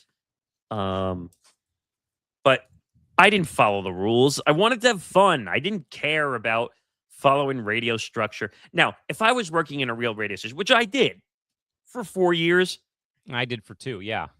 you can't do that. I knew that there were formats to be followed in talk radio. I had to make sure I did certain things a certain way. There were rules you had to follow when you work in the real business. But like, I would play music and then I would do these stories. I told you the whole story that I did with the red and the blue pill story, didn't I? Yes. And how he said, "Oh, nobody, that's not safe for radio." And I'm like, okay. I didn't curse. I know the FCC regulations. I know how that all works. And he did, because you know what? He wanted me to do all the entertainment crap. Yeah. What are the Kardashians up to? What's Taylor Swift up to with Travis Kelce? Well, this was even way before I know. that. Just, But as an example, yes. right. And I said to him, listen, man.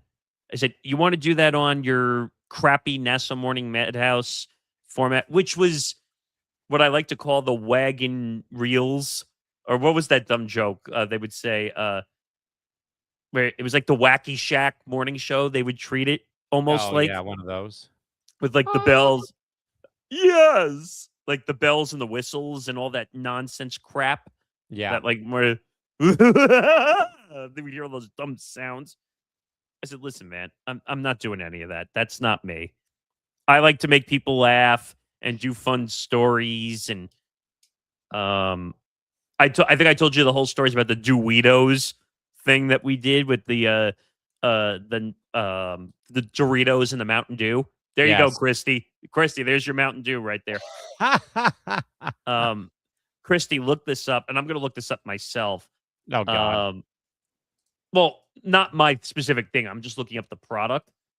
Let's see if I can find it. Doritos. It was, here we go. Doritos was a Mountain Dew flavor test marketed in a Dew After Dark campaign program from October to November 2014, alongside lemonade with ginger and mango habanero and rainbow sherbet in colleges and universities. See, there you go. There's the irony right there. Oh, my God. During the testing, this flavor, alongside other vault flavors, went viral from a Reddit post and made headlines that received largely negative backlash. Doritos was a Doritos nacho cheese flavor of Mountain Dew and was orange in color. The student from the Reddit post stated that it tasted like orange with a Doritos aftertaste. So here's the problem, though. Doritos was not available in my area. Boo. So, you know me. I will figure out ways to do things. My mom probably remembers this too, because I made it in a pitcher. I took Mountain Dew and then I took Doritos and I mixed them together and I made it into a pitcher and then I put it in the fridge overnight to let it. Come on, Christy, you like Mountain Dew. I feel like you would try this one. And I'll never forget. So I had my show the next day. I had quite a few people in with me because some friends came along to do a show. And I brought the pitcher in of the Doritos concoction. I made my own version of it. And I said, all right, we're going to try this on air. And we did. Oh, come on, Christy. You wouldn't even try it a little bit. Oh, man. What? Come on. So basically, I took the concoction. What? It smelled horrible. Oh. But. Oh, gosh. But it actually tasted not bad. The problem is, I don't think you're supposed to do it with the actual chips, putting it into the Mountain Dew. But I'll never forget. Ow. You're next. That was a close one. Welcome back. That was a closer one. Welcome back. Hey, how come when they act up, all they get is the welcome wagon. If you ask me, it's... You gonna try that again? No. But long story short, Christy, you'd have to try it once, just for me, because the smell was horrible, but the taste was actually not bad. Of course, the PD had no sense of humor either, and got mad at me. Of course, I had to dump the rest of it down one of the bathroom sinks to get rid of it. How dare you? But that was the fun part of radio, and this is the fun part of podcasting. First of all, there's no FCC regulations, so I can give two fucks what the rules are here. What rules? What are those? I don't know. But you got to have fun with the industry and the business. I mean, and that's what we do here. We listen to all ideas, everybody's, except for a certain golf show. Golf is a tough one, man. Yeah, Zan was just sending me in the Slack chat what our show is looking like tomorrow. I can preview part of that. So we are also going to lead with the Kathy Engelbert, Dan Patrick situation. Also, UFC 329 recap.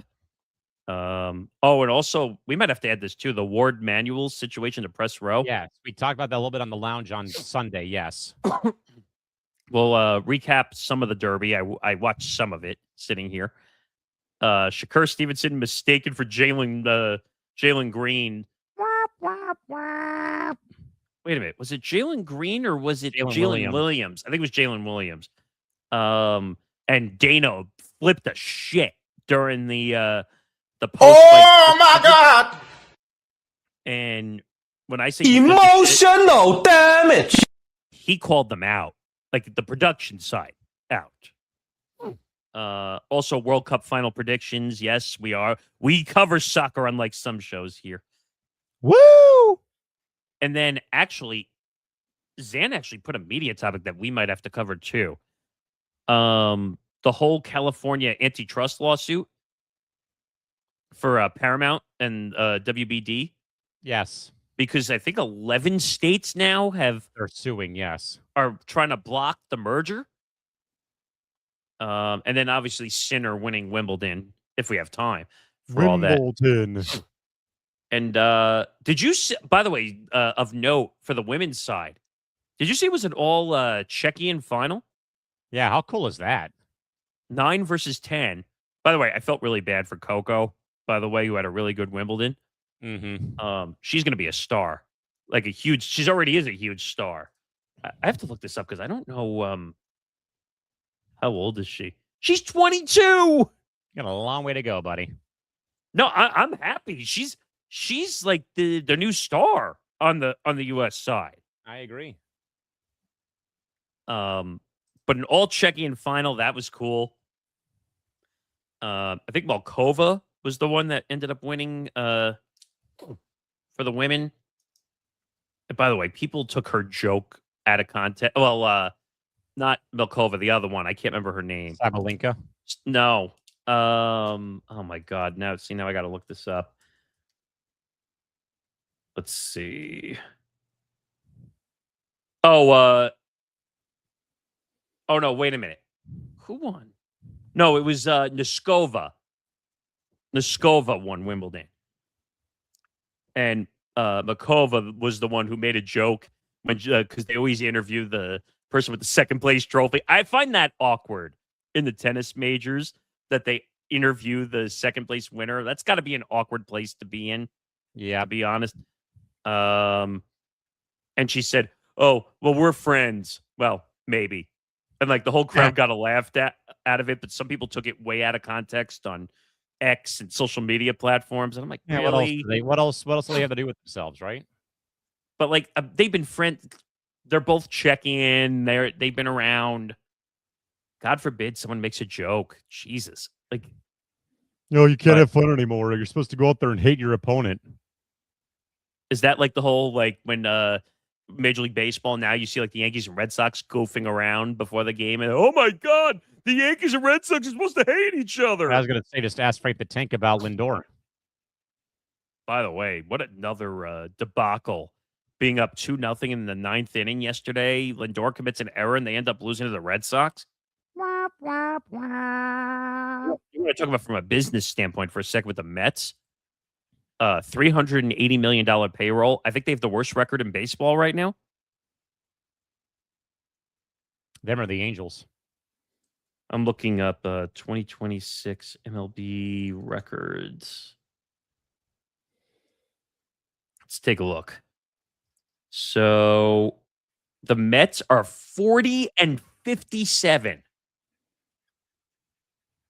Let's see if I can find the Angels. Oh no. The Angels and the Royals are both 38-59. Sheesh. But the Angels, it was expected. I don't know if the Royals were supposed to be this bad. I'm looking to see if there's anybody else with bad records like that. The Reds are 43-52. Oh, the Rockies. Wait, the Rockies don't have the worst record in baseball right now. But it's by 1 game. What? Take that, Mumford, or whatever your name is. Is that his name? Yep. One of the worst owners in professional sports. Jesus. Yeah, look at that. 3 hours. Who would have thought, right? This is the content dungeon. Any more dragons? Dragons have been defeated, though, Nick, but we do have time for this, though. Bringing back an old favorite from Press Row. Tales from the Dragon. Bringing back story time. Well, where do you want to start with this, you think? Where would you like to start? I don't know. I didn't really give it much thought because I didn't know if we were going to get to the Fearless story. leader. No, God, fearless leader. Jesus. I don't know. Just, I guess talking about maybe the beginning of this network in case people are seeing this for the first time. Empty the Bench was one show. The Empty the Bench network was Empty the Bench. ETB Sports. It was the older show. It was myself, Tom Albato, and Nick Federa.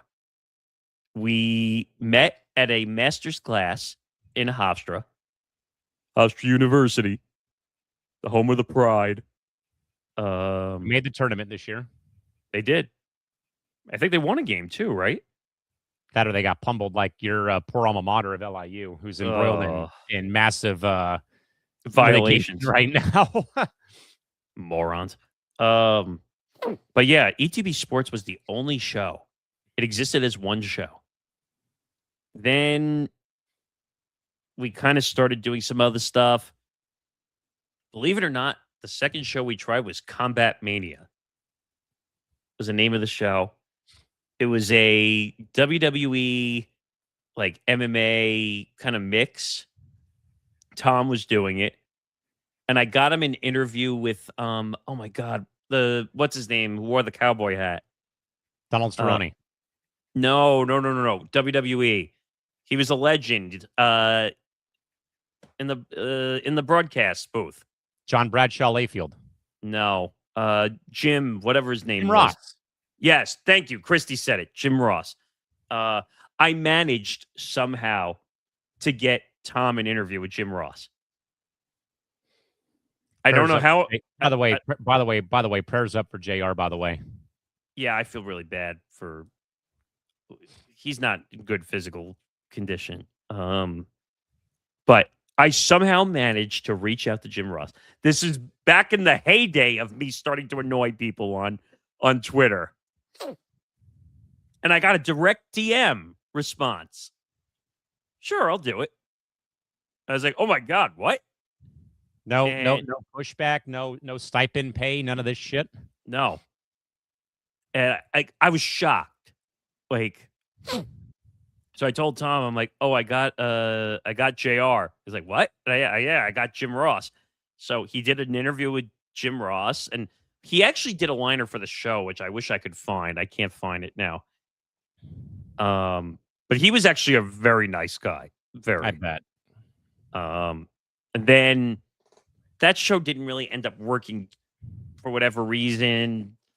And then that kind of moved into some other stuff we were doing. I think MMA Outsiders came into the picture. Well, little later on. And then we had Game On, which was the original Johnny Montalbano vehicle. And then that show kind of fell apart because of the co-host not exactly being on his game. And then like it just grew out. Everything just grew out. Like, and now the rest is history. We're 17 shows and counting. We have a lot of content, a lot of people here. And hopefully we're gonna have brand deals and YouTube monetization soon. Oh, that's right. 2022 was the beginning of MMA Outsiders. That's when Tom and Zan got together to do the show. And that's how we discovered Zan through what Tom knew Zan. And now he's doing, let's see. That show's kind of on a hiatus right now. I'd like to bring that show back, but it's going to have to Eventually, I think it's going to come back. We're going to need 2 new people to make that happen. But, oh yeah, Zan actually recounted this right. He was one of 3 candidates, but I think I was the only one who could do it. I just walked into the front door and Nick gave me a job. Hello, Boy. I'm here. What do you want? What do you need? Well, I'll tell your story in a second because I remember most of the details, like spot on. You know them better than I do. But, so one of them, if I remember, well, yes, as Zan says, timing wise. But Zan, I was also going to ask, were you and Tom ever on writing for the same outlets, or were you guys like, kind of like de facto competition on being on opposite ends? They were on, so I can answer that. They were on Fansided MMA. Oh, yeah, I've heard of Fansided, yes. And then we'll have to have Zan on this show one day to talk about some of the old day stuff. Yeah, and cool. Awesome. But he was on Fansided, Tom was on Fansided. Then the platform screwed the 2 of them.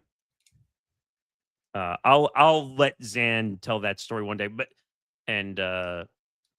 we can figure that one out. And because we should let some of the people tell their original stories of how they got here.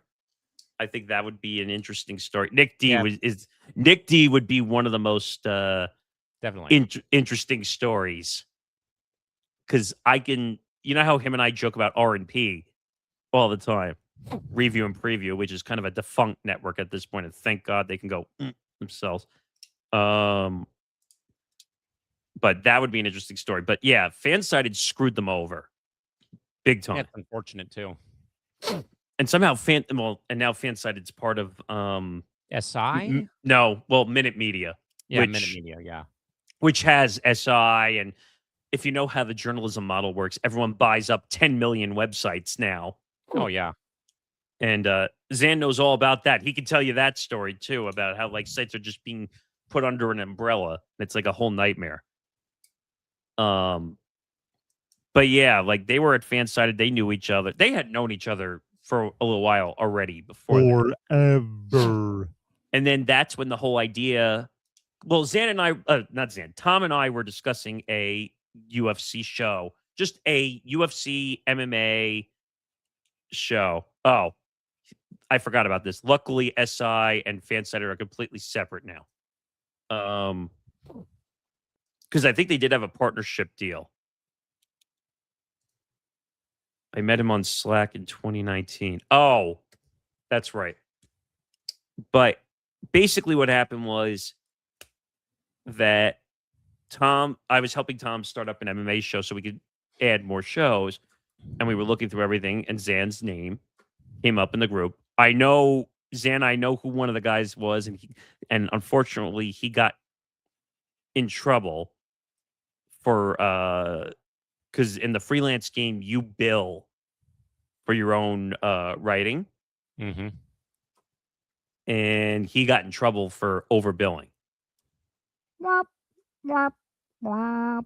The other one was a girl who actually was very, very knowledgeable. Actually, Zan just made the point. That guy is still a bad guy. Duh. I can't remember her name, but it's escaping me. I think her last name was King. I can't remember if that was her last name. but she actually ended up leaving the journalism space completely and stopped doing it. I can't believe he still works in the industry. Oh, I was right. I just got, Kristen King was her name. Very knowledgeable in the space, but she just ended up leaving the space. Journalism included, not just MMA. She left the space. So, and then process of elimination occurred, and Zan was the only one left. But Zan knows his MMA, his UFC amazingly well, and that's where that whole thing started. And eventually, that led to him coming to me and say, "Oh, I have an idea for his show." And again, I was still very not on the solo trail for shows, but I said, "You know what? Let's." I helped him. Give it a whirl, baby. Give it a whirl. Yeah. So we put it together, and that was Bando's Breakdowns, which has been really good so far. A lot of interviews on that show now. A lot of UFC fighters. We've been fortunate. He's been fortunate to gain a lot of good interviews out of that. And now, let's see. So he's on ETB Sports with me. Well, let me hold that thought for a second. So he was doing MMA Outsiders. Then after the first time when Tom and I had the split, unfortunately, because I think most of that was stress because he was dealing with trying to get through school, and then we had a little bit of a disagreement over something, and then finally we got the band back together, and now everything has been good ever since with everything. But Zan needed to find a co-host for a while for MMA Outsiders, and then I think you saw some of that. Like, we had a co-host. Unfortunately, he went a little nuts, insane, and we went through two co-hosts. I happen to like the second one better. Or was it the first or the second one? Samuel, I'll have to trigger my memory on that one a little bit. They both knew their MMA, but it just was not working out consistently, and I felt like Zan was doing too much of the work for the show. So then he would do some of the shows solo for a little bit. Then we put the show a little bit on hiatus, and now it's still on hiatus. But so now he's doing Bando's Breakdowns. He's on Forever Power 5, which is our college football show. He's on Forecast with all of us. He's on a lot of shows now. And Zanzinger Part 2. Zan makes a good point. He didn't just go nuts. He went no contact. First one was great. Okay, it was the first one. So let me correct that timeline. So first one was great. His name was Patrick Dana. Pat Dana. Great guy, very knowledgeable. I think just scheduling and not staying on top of scheduling was part of his issue a little bit. I think he was being mistreated at the journalistic platform a little bit that he was on. Very knowledgeable in the MMA space. One of the best, actually, I felt. It just didn't work out scheduling wise. The other guy, who you know, Anthony Ballister, that was just an issue. Like, he was treating everything like radio. And like, he got mad at Zan a few times because they didn't start exactly recording at 6:00 and end at 7:00. What? But you know what? It is what it is. Zan does good MMA content on his show and a few other spots, and now Tom and Zan do some Fight IQ shared content together. So if we could find two other people to host MMA Outsiders, that would be great. We've been trying to figure that out already. But Zan's story is an interesting one, so we'll have to see if we can get him onto the show to kind of talk about. Yeah, totally. Timeline. We can do that for everybody. I think Nick D would be great for this. I mean, we have a little bit of time. I can tell your story a little bit. I mean, go for it. You probably know it better than I do. Well, you weren't a direct find, right? That is a factual statement. So Isaiah Leong, you say that name. I think he was here first before He was you. actually useful for something, believe it or not. And when we were going through all the playback phasing, that's when you entered the picture. April of last year, around the time that the NBA playoffs had just started, I think. And that's when the whole dumb small market bull crap happened with him too. Well, yeah. And basically, like, you and I hit it off like instantly because he said, "Oh, you're into sports media," and he does a show called Press Row.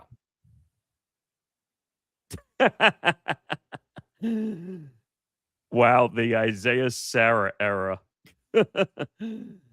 Well, it is kind of funny because those two relate a little bit. Mhm. But he told me you did a show called Press Row, and he Right. showed me the. Yeah. And he's funny enough. Well, I don't know if it's funny or ironic now. He said, maybe you can help him fix show up. And I said, okay. And then once you and I got to talking, we figured it all out. And we did. Now it's the show it is today. Originally, it was supposed to be an hour show. And now all of a sudden it's 3 hours in the middle of the day as opposed to late in the evening as it used to be. Which I'm happy about.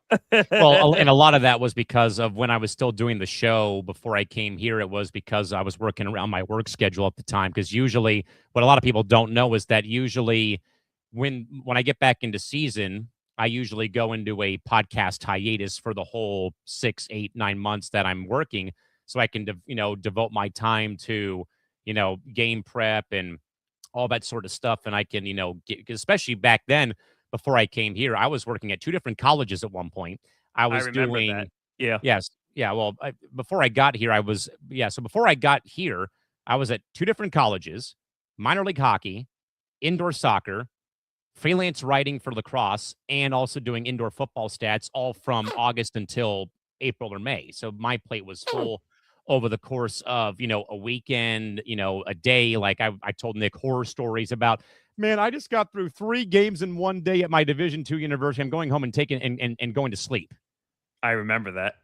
Or back when me and my lady were dating before she moved to Nick's neck of the woods up in upstate New York. She had a apartment complex that she lived in halfway between my Division II school, which by the way, beautiful campus. You ever get a chance to go to Point Loma Naz? But I would go to work and then I would call her or text her, I'm going to drop by and maybe stay the night, so I don't have to go all the way back home, half an hour back to where I live. Or I would go there, we'd have dinner, watch Paramount, what we were doing. Then I'd go home or I'd stay over, whatnot. And then, like, there were days I did 3 games in one day, or I would do basketball one afternoon, then go to hockey or soccer the fall, that same night. I was just, burning myself so thin that I was like, I can't be doing a podcast. I'm doing all this other work where I just don't have, any time to fulfill those roles. And, even I told Nick, like, hey, I'll come here and do this program, but you're going to have to work around this very much minefield of a work schedule. But thankfully, that's when I had cut out doing D2. The Soccers moved up to their new arena in Oceanside. So I had to kind of pick and choose when I want to do hockey, or which I didn't want to be put that, I always tell people I didn't want to be put into a box. Like, you have to pick one or the two. So I wound up picking the hockey gig over the indoor soccer gig. And yes, I have my championship rings next week so I can flex on people when they want to tick me off on this network. But also that, and Nick was very much, lenient, like, hey, you can still do your content, but if we have to work around the schedule, then that's why we end up making Press Row a daytime program, opposed to a late night program for him, just because I was working around my own time. Okay, how can I make all these puzzle pieces work? The 11 p.m. to 2 a.m. was a little rough. I'm not gonna lie. But we figured out 2 to 5. It's before your work days. Yeah. So it ended up working out in that regard. Let's see. Just to answer this one, because he brought it up. What Zen is referring to is the whole incident I mentioned earlier which ticked off the few women we have here at the network. And let's just say Sarah was ready to beat the crap out of Isaiah for some of the stuff that he said and did. And Sarah was someone you didn't want to mess with. No. So that's kind of what that comment was. Zan asks, how did you guys know to start a show together? I mean, probably because Isaiah recommended that Nick took a peek in like an audit of the show I was, of what Press Row was. Because originally it was good. Originally, the backstory about Press Roseanne was it was supposed to be me and one of my announcing colleagues in town. He took a job as a associate or a bowling coach, I thought. SID, eventually morphing to the bowling coach at Ottawa University of Arizona, which is a NAIA university. But it was a shower thought that I had about, as much as I read front office sports and awful announcing and I follow, but I also wanted to, if I'm going to do a podcast, I don't want to be the guy that talks wins and losses and, all the regurgitated takes. Like, I work in a very interesting business. I work in public address. I've worked in play-by-play. I've worked in media and business when it comes to sports. That what if I did a program that was solely based on headlines revolving around the sports media and business landscape? That's how Press Row became a thing. And I actually launched it on another network we were helping out with, or I was helping out with, I should say. It lasted 3 shows. But I would do the show, though, when I was at my girlfriend's house at the time, because she would be on campus for her job. So it'd be me and her dog hanging out, and he would be laying right at my feet. And here I am doing an hour show on her computer with her, with her bitchin' microphone, because she was a esports streamer at the time. She still is, she still is. But I would do the show there. Then I would, do it here and whatnot. But also that I was doing it because I want this idea to really take off and go somewhere, even if it's just me hosting the show. So Isaiah was in fact useful, was to recommend me here. And the reason why it only lasted 3 shows, Dan, was that the network I was on,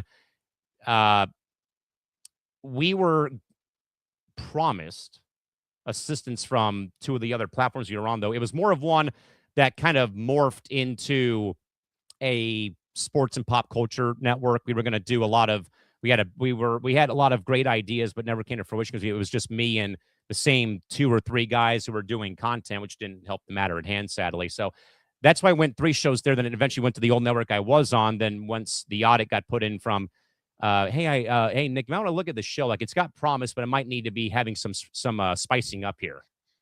What software were you using originally to do the show?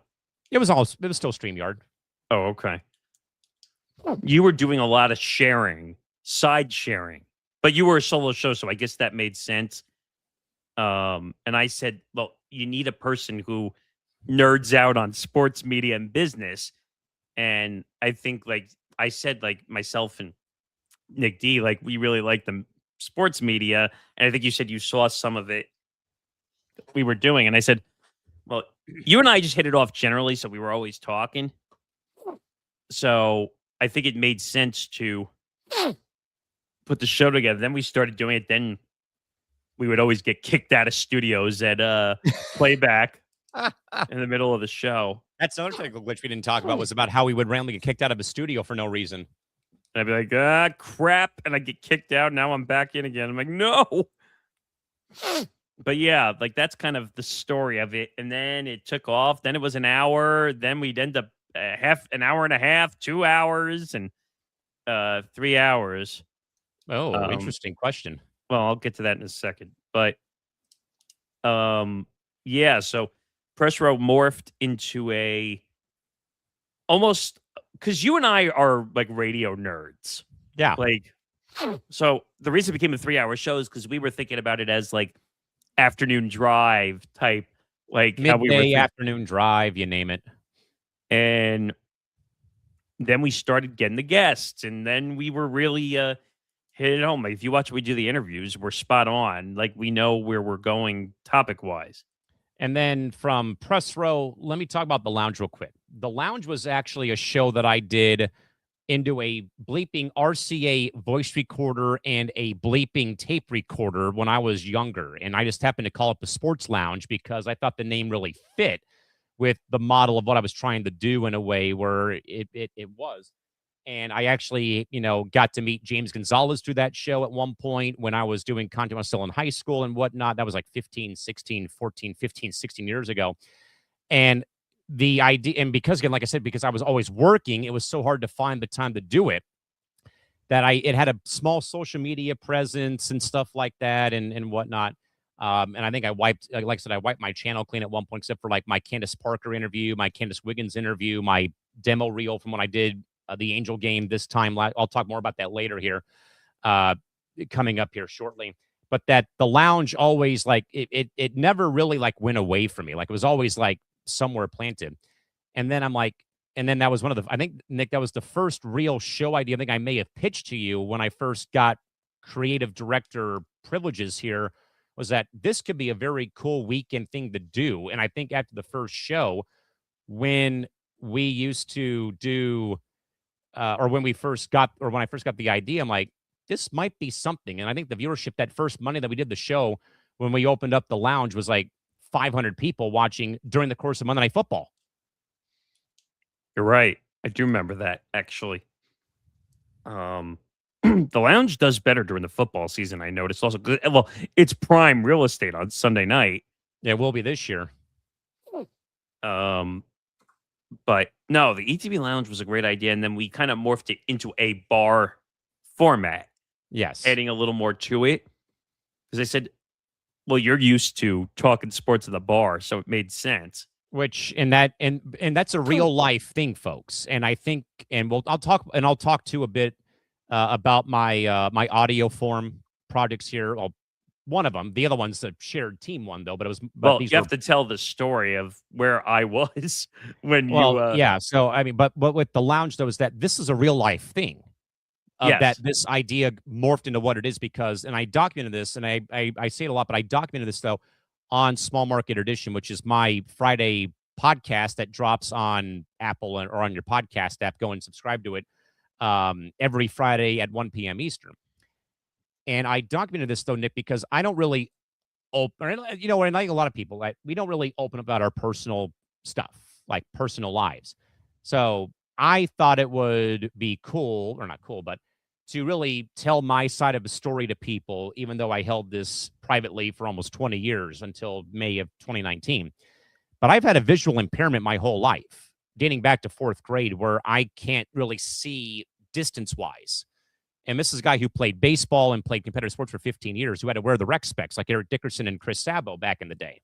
Right. And so the thing about what I've endured is my corneas are shaped like a football and not like a baseball or a basketball where they were like where Nick wears glasses, Zan wears glasses, like I used to, but not anymore.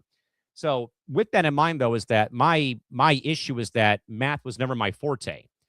Writing is not really my job is not really my forte. Here I am, a 18-year sports announcer who really can't read, believe it or not, and can't do quick math on the fly. And it was a thing I was diagnosed with. It's called binocular vision disorder, or BVD, as I called it in the episode. So that would mean when a fly ball is hit to me at second base, Nick, where the hell is the ball? Is it over? Oh, it's right here. And then it lands 20 feet behind me in the outfield because I thought the ball was here. But because of how my eyes worked, I would see 2 to 3 different ones. Like it felt like you were like a boxer getting punched and like, oh, it's, everything's wobbly. Were you seeing shadows though, or like I would see shadows? The ball would I would think that the ball would be here, but then it would be 20 feet behind me, landing in for a base hit with me being like, in a way, it's kind of like you're playing MLB The Show and you're controlling the defense and you go the wrong way and you miss the ball. That was literally me, like every game day almost. And then if it was a night game, it'd be worse because when the ball's in the air and you had the lights on, and I look up and I can literally like see my eyes like pulse. Like I could see like my blood vessels while I'm trying to track the ball and stuff like that. So short story longer, I also don't drive because of the condition I'm in, that I can't gauge distance and I can't really stop on a dime. And obviously, California's got some very shitty ass drivers out here, and I will admit that firsthand. But also, the main thing though, as well, is that what if I get into a wreck on my way to a game? It's interesting you say that because when I worked at the radio station at Nassau Community College, my co-host for the sports show had oh god, I'm forgetting the name of it. He couldn't drive because he would get seizures. Yes. So he could not. He was told until he can permanently pass like a test where he can consistently not have a seizure. He couldn't drive. Never passed it. So he can't. And also being on the road sometimes, and I've been involved in some bad wrecks. Thankfully, mercifully, no one else was hurt. But obviously, I got startled. I've got some form of PTSD when it comes to it. But like, say that we're on the freeway, for example, and I see like if I see a semi trying to merge over while we're going by, like I have to close my eyes because it's just so damn terrifying about that sort of thing. So after I work hockey games at the arena here in San Diego, we have a Chili's restaurant that's open, through the end of the game. And I can't get there Wednesdays because they close at 10 and the games are over by 9:30, 9:45. But Friday through Sunday, I'm there golden. What I do is once the game's over and I check in with my boss and drop off the PA script and I go and see some friends of mine who are fans and whatnot, I will go to this bar, have dinner because I don't eat before games. That's another thing I'll get to. But I don't eat before games. And I need to wait for the surge pricing on Uber or Lyft to go down when I go home because after the game's over, it's like 35, 40. It's like, no, this should be like 15 or 20 bucks to go from work because I only live like 10 minutes away from the arena.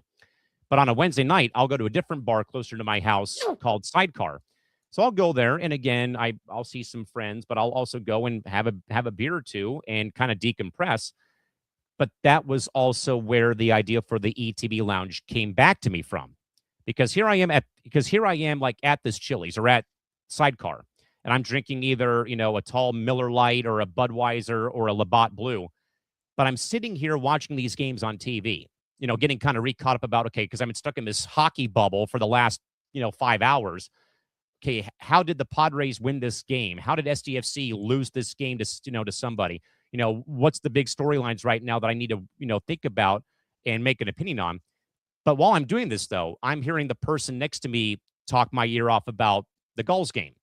The couple next to me is talking about this college basketball game that went to 5 overtimes. Across the way, I've got people, pushing and shoving about, well, my team did this right. What about your team?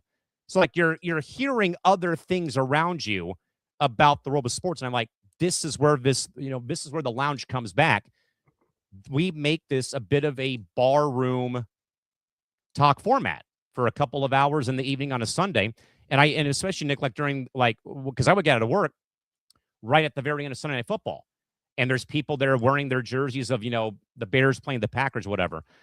Just for example, Williams throws a, game-tying touchdown pass.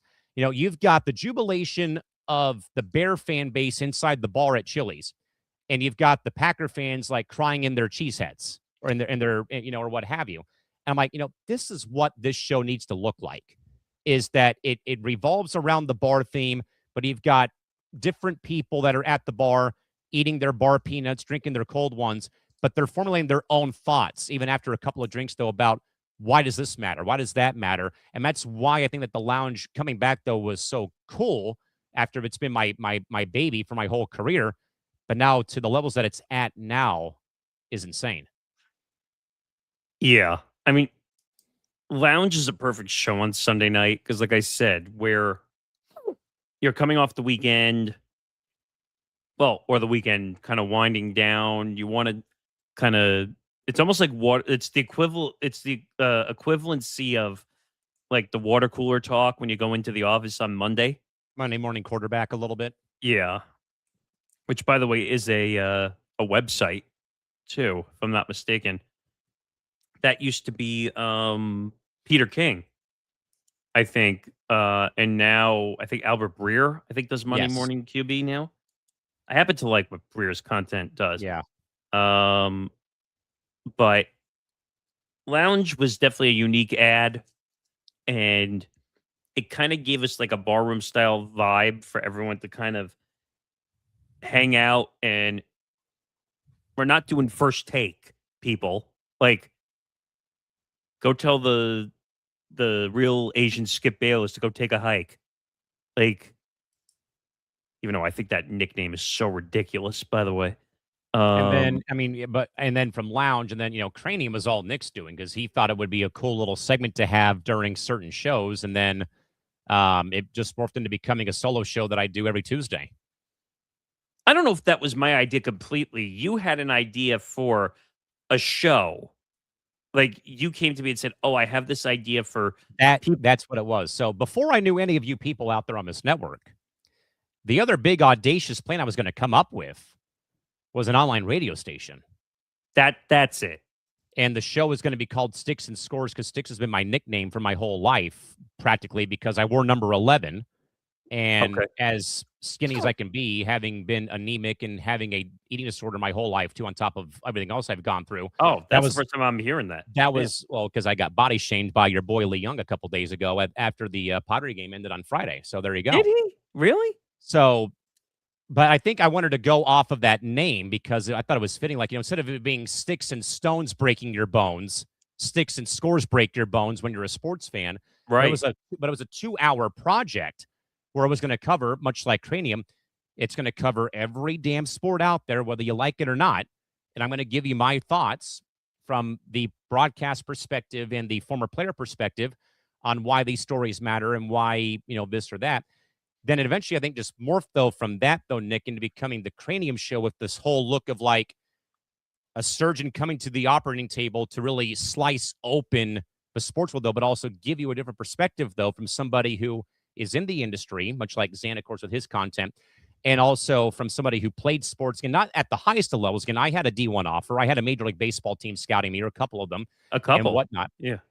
But I mean, it's a different perspective, though. And I mean, that show's been very fun. I know it's an hour. It really blows by, though. But also, I think, though, with how everything gets crafted around the fact that you have to use your head to really look at how the sports world really does operate, from a trade perspective, a coaching hire, or even just games in general. I mean, yeah, the way I remember that is you came to me, and when we talked to the audio, I have a unique perspective about how those came to be, too. You came to me and said, I have an idea for a concept of a show from my own perspective, my own brain. You said, thinking differently, as keep that in mind, because that's a phrase that's used a lot.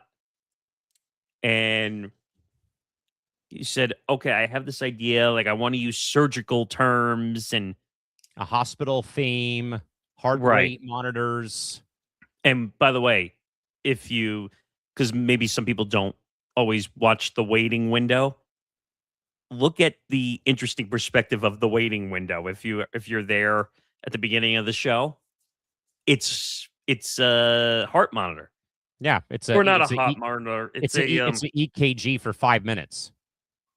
And unfortunately, even though it's kind of bad because of the way it ends, but it's literally a when a EKG signals death by the end of it.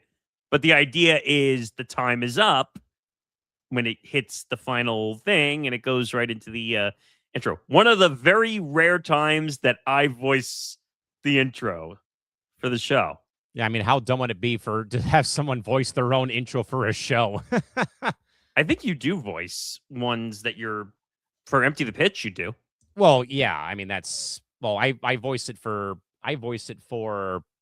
every show here, except for when I was sick, and I think Puncher's Chance, I think, had you do that one. So I do everything, including Press Row and Empty the Pitch. So yeah, I mean, it might be weird. I think, though, it'd be weirder, though, for the solo show to have that done. So Nick was kind of to do the VO for that one. But you came to me and said, I think you should do this one. And originally, I didn't catch on to it when you originally said it. When you said, I think you should do it. And I'm like, why? And I'm like, It's a solo show that I'm hosting, sir. I'm like, yeah, that's a problem. And I think I hopefully did a disservice with like some of the characters ish sounding, like the sarcasm of the sounds. I hope that added to some of the quality No, of it it. was great. I mean, especially when you interject, like, and this is with any radio intro, like they put sound bites in there of like a rant or some kind of tape that they have. That's why that you have those 4 snippets of me saying those things. Like this is like a radio-driven program in a roundabout way. Okay, so I thought of an answer to a question you asked before. The secret sauce. It's keeping radio elements into a video digital podcasting world. I think that's kind of our secret sauce. Like we figured out how to keep radio elements into video shows. So we're keeping the best of both worlds to create a much better quality product. Because you don't see very many people keeping radio elements into a show. Yeah. But yeah, Cranium was, I would call it a joint thought process. You had an idea. I was always good at coming up with names. That was always, even before the AI generator, you used to see me come up with names on the spot with stuff. That was all the way back to National Community College. I always wrote all the promo copy because I knew how to be creative and like get the show names in and all that stuff. So I, believe it or not, I did write all our promo copy for promos. And I was stuff also going to say that you were good when we were doing the word salad titles too for the shows. And that was before AI too. Yeah. Imagine if we never had AI. That was brutal. But that's kind of the Cranium story. Like, and now I think that show is great. Like, because it's a different perspective on the sports world. Isaiah, take a page. You might want to learn from it. And I know you want to get to the audio portion of this whole thing. Well, before we get there, I want to answer the question from before from Zan. Nick, in a different universe, would I have hosted ETB Sports sooner than we did? Well, with you. So this goes back to the whole situation before you got here, and much different situation. We were still taping everything. We were still doing everything way different than we are now. And like, I'm sure Tom won't have an issue with me telling this story because it's part of the history of the timeline of the network, and we look back at it. And that might become a project, wink, wink, down the road with a different show with Tom and I. But we had a little falling out again with some of the pressures. Because he had a problem with finding journalism jobs, and it wasn't paying very well. And like, him and I were not on the same page fully. It led to him leaving, and we didn't talk for a while. And then I have to thank Zan, because Zan, I hate this cliche saying, but anchored a detente to get us back on the phone talking and whatever. And unlike Isaiah, who never admits his fault, maybe you'll take a lesson from me when I say what I actually did to make things better again. I owned up to my own mistakes. I owned up to some that I needed to change my attitude and the way I did things. I was, and actually, that's a good point too. He was the moderator of the call because he was on the call with us. And I admitted flat out, I was a little bit nasty the way things were being run, and I needed to change, and I did change. I was not yelling at people anymore. I don't demand things anymore. We do everything as a team, and that's how we're going to operate. And that led to that first YouTube stream we did. I don't know if you remember that, but we did this was kind of our way of getting back into doing content together. Oh, yeah. It was about the Levitard Stugatz issues. Yeah. Ironically, right? Yes. And that's obviously blown over. Yeah, and so we roughed it. Oh, not roughed it. What's the word I'm looking for? Basically, Patched up the issues, yes. yeah, we patched it all up, and that was kind of the beginning of him back. By the way, that stream or actually, that was a recorded stream. By the way, Right. We talked about. I thought it was a perfect story because then we talked about kind of what happened with us and all that stuff. We were able to relate it from a personal standpoint. Yeah. And Compare and contrast, yeah. almost 2,000 views later on that video. Not that it matters, but like that got us back together and then everything got better. But for a while I had to tell that part of the story because that led to what happened at ETB Sports. Mm-hmm. So Tom and I were doing the show and he left and I had no co-host. And at the time, when Anthony Ballister was still here, he was my co-host for a period of time. That led to some scheduling issues, and that was a bad situation, as Sam said before. And now he blocked everybody and doesn't. Yeah, everybody but me. I didn't know that. Okay. And then I had no co-host, and I had to figure out what to do. And then Zen and I were already doing a lot of stuff anyway. So then he slid right in. The show has been that way ever since. So that's kind of how the show is now. But to answer your question, Zen, of would it have happened sooner? To be honest, I don't know, because it all depends on how everything played out. If Tom and I didn't have the original fight, nothing would have happened at all. The show would have just continued the way it was. I didn't realize that Anthony was going to have the amount of issues that popped up with him. Yeah, and that couldn't be predicted either. And actually, Zan makes a good point. We were talking almost every day, and we came up with the idea at 1 a.m. on a Tuesday. Yes. Going up on a Tuesday, baby. And that kind of, we had to make that change. And so the rest, the vision is history, as they kind of say for the show. And Zan is now like on 7 million shows.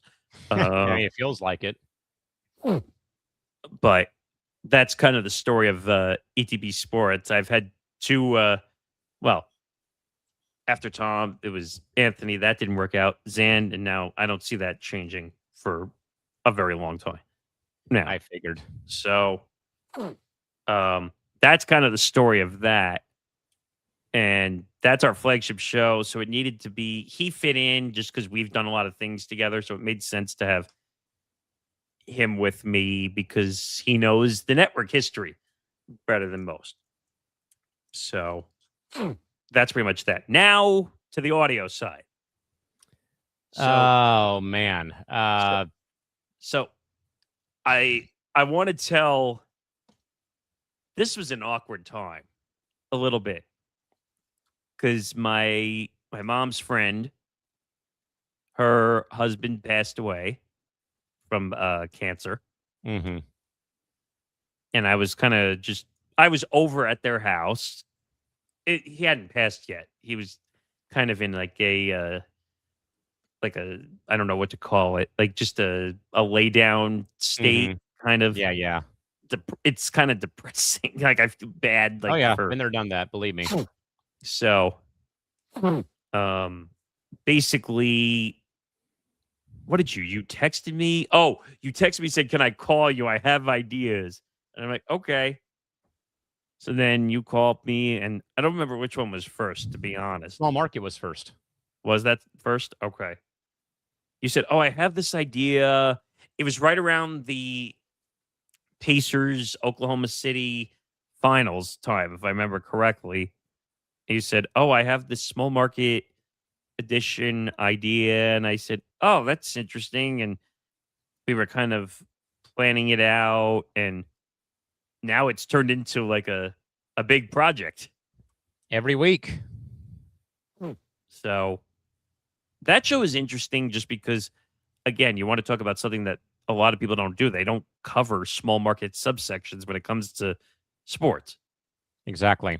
Well, and also I think it was I think because I was really intrigued about the fact that ETB also had an audio platform, an audio division away from just, going live on YouTube and Twitter or, whatever. Because I've always been on networks that was just go live on YouTube and Facebook and then call it a day. That there was another avenue out there where we could get more content put out. Now, obviously, that's all slowed or stalled because of us going live. And we don't have to worry about, the back end audio production of, all the shows that we have that are live now.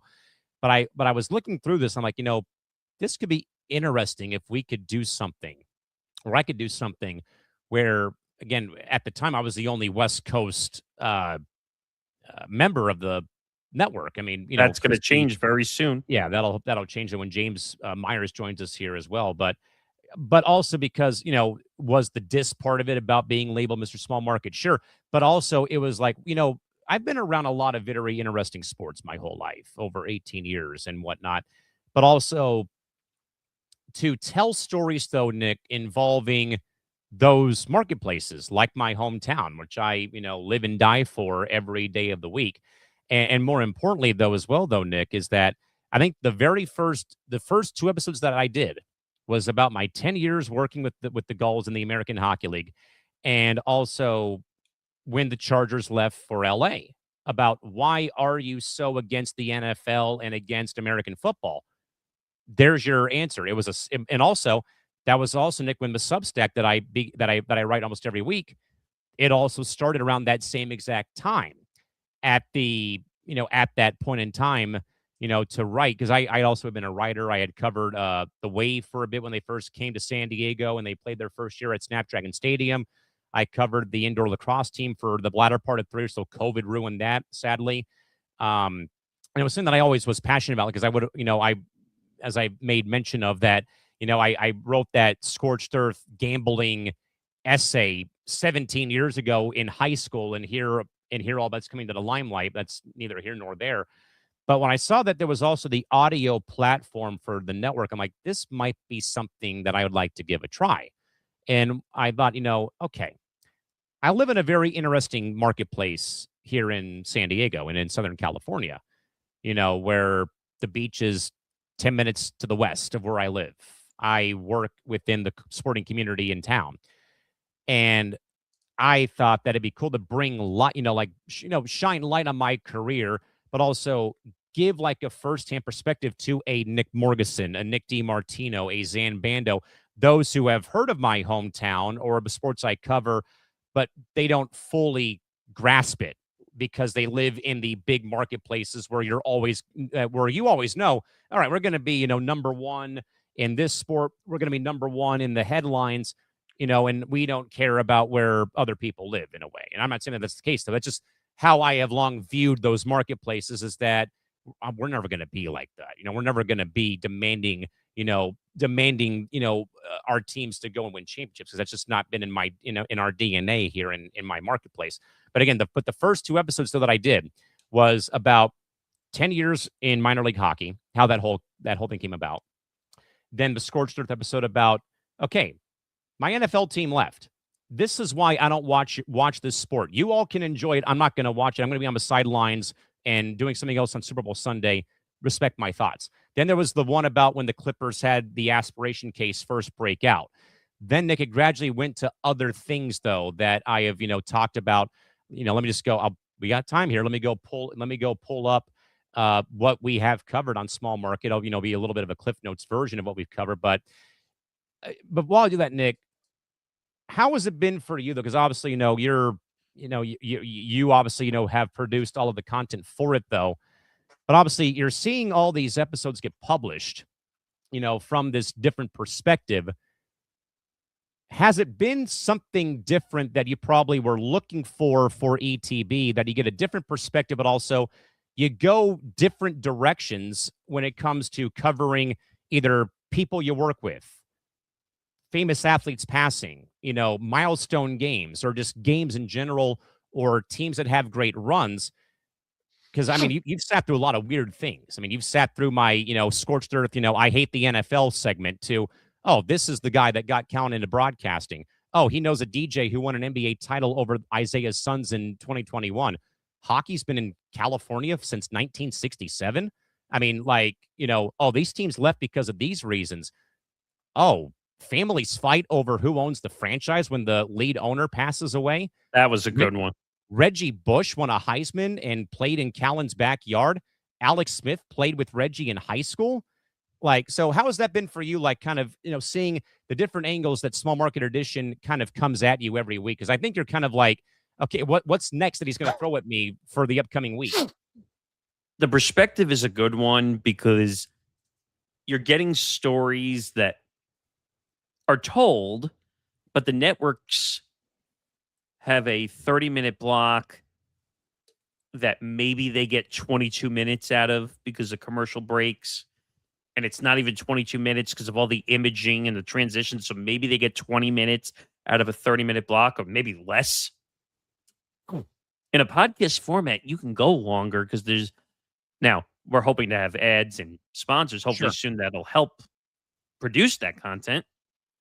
And eventually maybe the sponsors will allow you to travel to some of these places to interview some of these big names someday. One can hope, right? Yeah.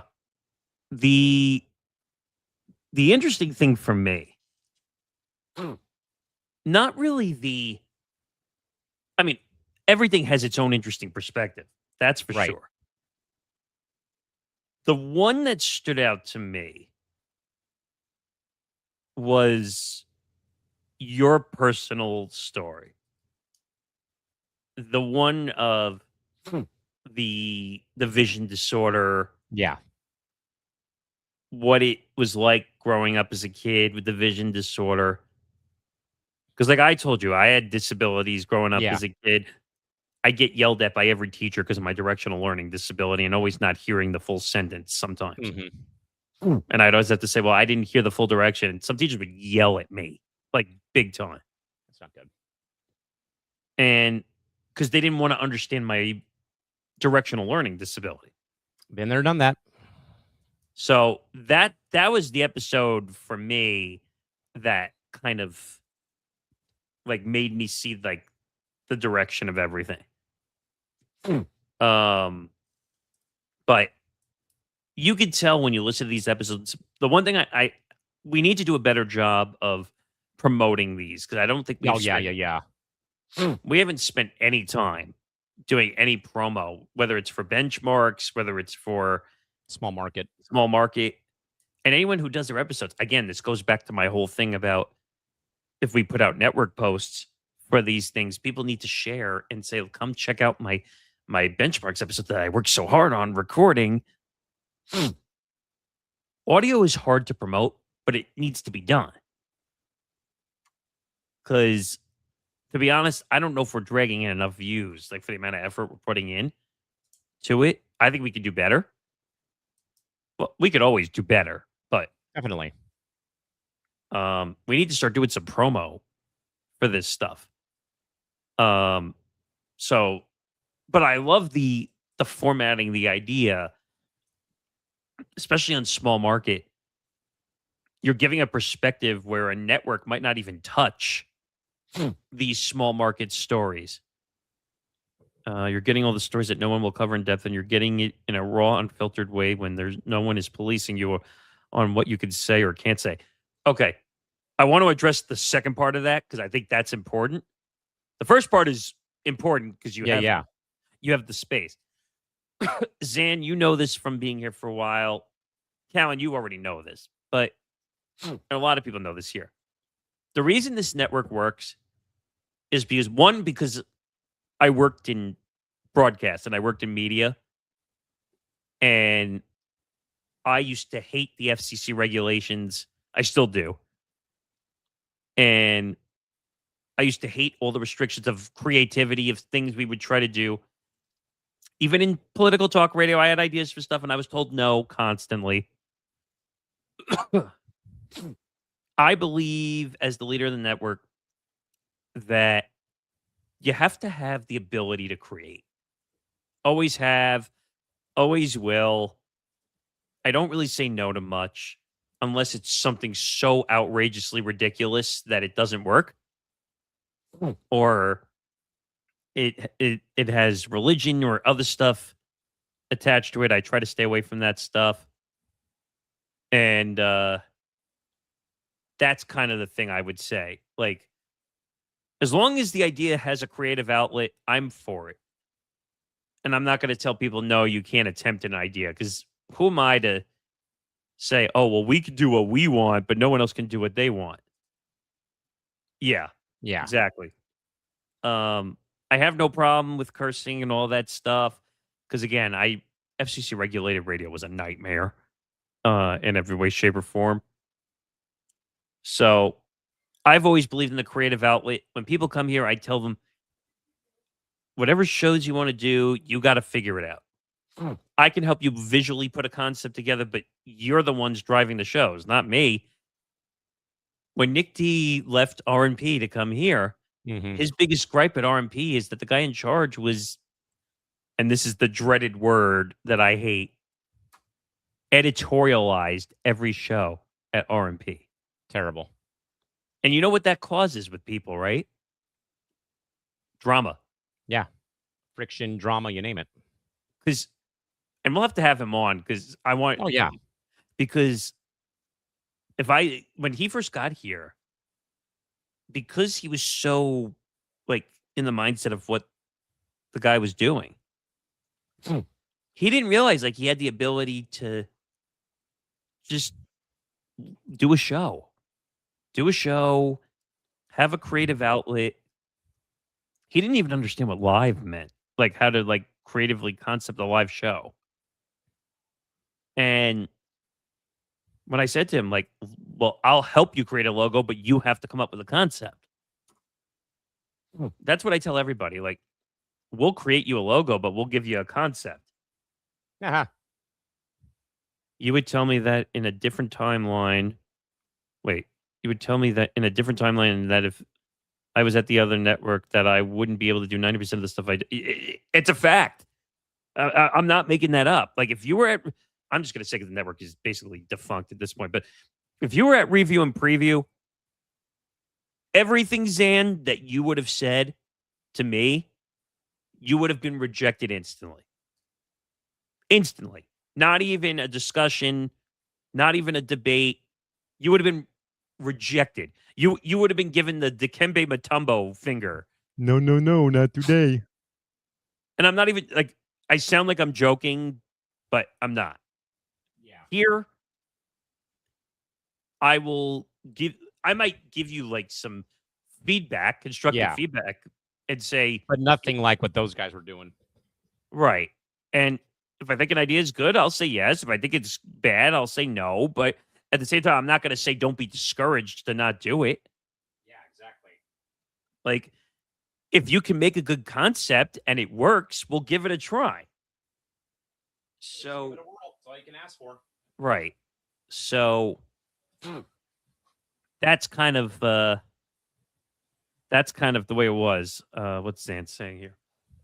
So basically, if it didn't fit their narrative, it was a no. Yes. Sure seems that way. I don't know if I would put the words exactly that way, but what I would say is if it didn't fit his opinions and he didn't like it, then it didn't work. They did a show called Big Blue Avenue. Any idea what team that was for? The Giants. Yeah. That was their flagship show. It was a show tailored around the Giants. By the way, no one saw it, though, but because we have to wrap up here, press row's been scheduled for tomorrow, by the way. Oh, wow. That was quick. But yeah, holy cow. This show went 4 hours long. Yeah, and I got to get moving, so we got to get out of here. We have to finish some of the rest of the scheduling that we have to take care of, which will be done off camera to finish the night. We'll have to show one day how we how we put together a schedule for a show. It's a little hard because you can't really do that within a studio that we're live in. Yeah. But we will be back next week because Nate is not back because he's on vacation to Italy. But the plan is that we'll do some shows sporadically until his show moves to Tuesday, and then we will take the 9 p.m. slot probably on Monday, right? Yes. Maybe not do 4 hours, but Yeah, we're not going to do 4 hours next time. try to stick to 2. I think that's a good, because once you're over 2, it's a lot. But thank you to everybody that stayed in here. Yeah, thank you very much for hanging out. We appreciate you guys. This was kind of like the life story-ish, a little bit. Pilot episode. I didn't get a chance to talk about my MLB debut, but we'll try and do that next Monday. There's going to be a lot of stories that you're going to get to hear over time. Like I said, we'll get Zan and Nick D, and we'll get Tom in for an episode. We can kind of chronicle that timeline a little bit better of what happened. And Definitely. yeah, but next episode, July 20th, 9 p.m. Eastern, 6 p.m. Pacific. It is now officially 1 a.m. here on the East Coast. Holy cow. But thank you to the 420 plus people who came in.